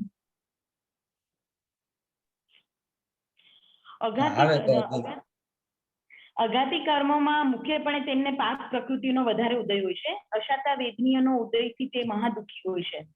વનસ્પતિ પવનથી તૂટી જાય, ઠંડી ગરમી પાણી વગેરે ન મળે તો સુકાઈ જાય, અગ્નિથી બળી જાય છે. તો આ બધા એના અશાતા વેદનીયના ઉદયથી તે દુઃખી વધારે થાય છે. જેમ મનુષ્યના શરીરમાં આવી અવસ્થાઓથી દુઃખ થતું હોય છે, તેવી રીતે તેને પણ દુઃખ થાય છે, પરંતુ તેને ફક્ત સ્પર્શેન્દ્રિય દ્વારા જણાય છે. તેનાથી તે વધારે દુઃખી થાય છે, પરંતુ તે શક્તિહીન હોવાથી લોકો તેમના દુઃખ જાણી શકતા નથી. ફક્ત સર્વજ્ઞ જાણી શકે છે અને એકેન્દ્રિય અનુભવ કરી શકે છે. આર્યકર્મના ઉદયથી અપર્યાપ્ત જીવો જે છે તેની પર્યાયની સ્થિતિ એક ઉચ્છ્વાસના 18મા ભાગ જેટલું જ છે, અને પર્યાપ્ત જીવોની સ્થિતિ પણ અંતર્મુહૂર્ત કેટલાક વર્ષો સુધીની જ છે. તેમનું આયુષ્ય હવે વિકલેન્દ્રીય દુઃખ બોલો. અચ્છા, વિકલેન્દ્રીય દુઃખ બોલો. વિકલેન્દ્રિય એટલે જે વિકલ કલ એટલે શરીર અને વિકલ એટલે જેનું શરીર પૂરું નથી તે વિકલ. સંઘની પંચેન્દ્રિય દશા છે તે સખત કહેવાય.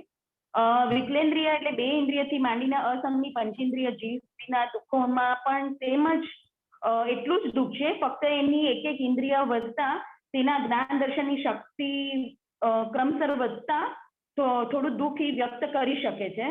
બાકી અને તેના વિષયો પ્રાપ્ત કરવાના ઉપાયો પણ કરે છે, પણ તેઓ ક્રોધથી મારવું, લડવું, છળ કરવું વગેરે એ તો ચાલુ છે. એક મને નરક ગતિના દુઃખમાં બોલો.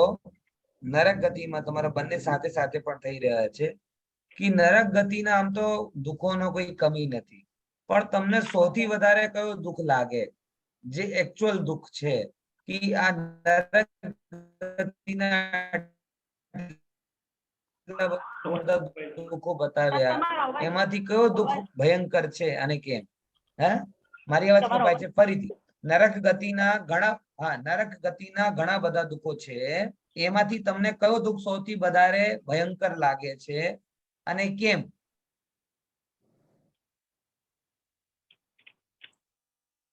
જે આપણે રાગ, દ્વેષ ને મોહ ને ઘણા બધા દુઃખ બતાવી દો 2 મિનિટ તો તમારું ગણતર વાંચન થઈ જશે, અને કેમ નો આન્સર આપશો તો વિશે વિશારદ થઈ જશે. નરક ગતિના દુઃખોમાં ફક્ત આપણે દ્વેષ ને બધું જે છળ કપટ ને આ બધું કરેલું છે એનાથી બધા ભોગવીએ છીએ, પણ મેઇન તો મોહ, રાગ, દ્વેષ ને હિસાબે જે કરે છે. ના, એ તો કોમન જ બધામાં થઈ જ ગયા. તો પણ નરક ગતિમાં અમુક શું એવી વિડંબના છે જેને લીધે એમનો મોહ બંધ થતો નથી, રાગ બંધ થતો નથી, દ્વેષ બંધ થતો નથી? એમના કષાયો છે, એના ક્રોધના કષાય વધારે તીવ્ર હોય છે, જેથી કરીને એને ત્યાં આગળ ઈ જ વસ્તુનું દુઃખ વધારે છે. બરાબર. તમારા એક વિચાર કરો કે તમારા અહીંયા કષાય મંદ કેવી રીતે થઈ જાય અને નરકમાં ત્યાં એવું શું નથી મળતું? આપણને સાચી તત્વ શ્રદ્ધા નથી. અહીંયા આપણે ધર્મનું જે કરીએ છીએ, અભ્યાસ કરીએ છીએ, મેન આ વસ્તુ ઇમ્પોર્ટન્ટ મને લાગે. હા, એટલે એ વસ્તુ બહુ ઇમ્પોર્ટન્ટ વસ્તુ તમને કીધી કે અહીં પણ અગર સંયોગ જોવા જઈએ તો મોટા ભાગે બધાના સરખા જ છે, પણ આપણી પાસે ધર્મનું બળ છે એટલા માટે આપણી કશાય મંદ થઈ જાય, અને મંદ થાય ત્યારે આપણે બધું થાય. બરાબર. અને નરક ગતિમાં બહારની પ્રતિકૂળતા તો છે જ ખરી, પણ સૌથી વધારે પ્રતિકૂળતા શું છે કે ત્યાં સાચી વાત સાંભળવા ના મળે તો કશાય વધતી જ રહે. અને હું બહુ જે મનુષ્ય હોવા છતાં પણ જીનવાણી સાંભળતો નથી, એ નરક કરતા કઈ સારું કરતો નથી. બરાબર. બીજે બોલી દો શું શું દુઃખ હતા. નરક ગતિ ના બોલું? હા, પછી ત્રેંચ ના કહેજો થોડા ઘણા, આમ તો બધાને ખબર જ છે. ગમતા 3 દુઃખ બોલો. ગમતા ત્રેંચ, મનુષ્ય અને હા ગમતા દુઃખ. તિર્યંચ ગતિમાં જ્ઞાનની વિશેષતા થોડીક અધિક હોય છે, પરંતુ જે લબ્ધિ અપર્યાપ્ત છે તેના જન્મ મરણ ને ઉચ્છ્વાસ 18મા ભાગ જેટલું એમનું આયુષ્ય હોય છે, એટલે એમનું જન્મ મરણ ને બધું થયા કરે એટલે વધારે દુઃખ છે. પ્લસ એ લોકો ગતિમાં મિથ્યાત્વ ભાવને હિસાબે અતત્વ શ્રદ્ધાવાળા બની રહ્યા છે, તો કશાયમાં તેમની તીવ્ર કશાય વધારે હોય છે. ક્રોધમાન વડે તેઓ પરસ્પર લડે બી છે, અને માયા લોભ વડે પ્રપંચ પણ થાય છે. વેદની એમાં અશાતા વેદનીય કર્મનો ઉદય વધારે હોય છે, જેથી એમને રોગ, ક્ષુધા, તરસ, રોગ, પીડા, છેદન ભેદન વગેરે વધારે અધિક હોય છે, તેથી માટે વધારે દુઃખ હોય છે. તેમનું ભોગભૂમિમાં જીવન, એમાં ભોગભૂમિમાં તિર્યન જીવનનું આયુષ્ય થોડું વધારે હોય છે. ત્રેંચ ગતિમાં જેમ નરકમાં કીધું એવું ત્રેંચ ગતિમાં કયો દુઃખ તમને બહુ વધારે ભયંકર લાગે કે જેમનું મેન કોઝ છે દુઃખી થવાનું?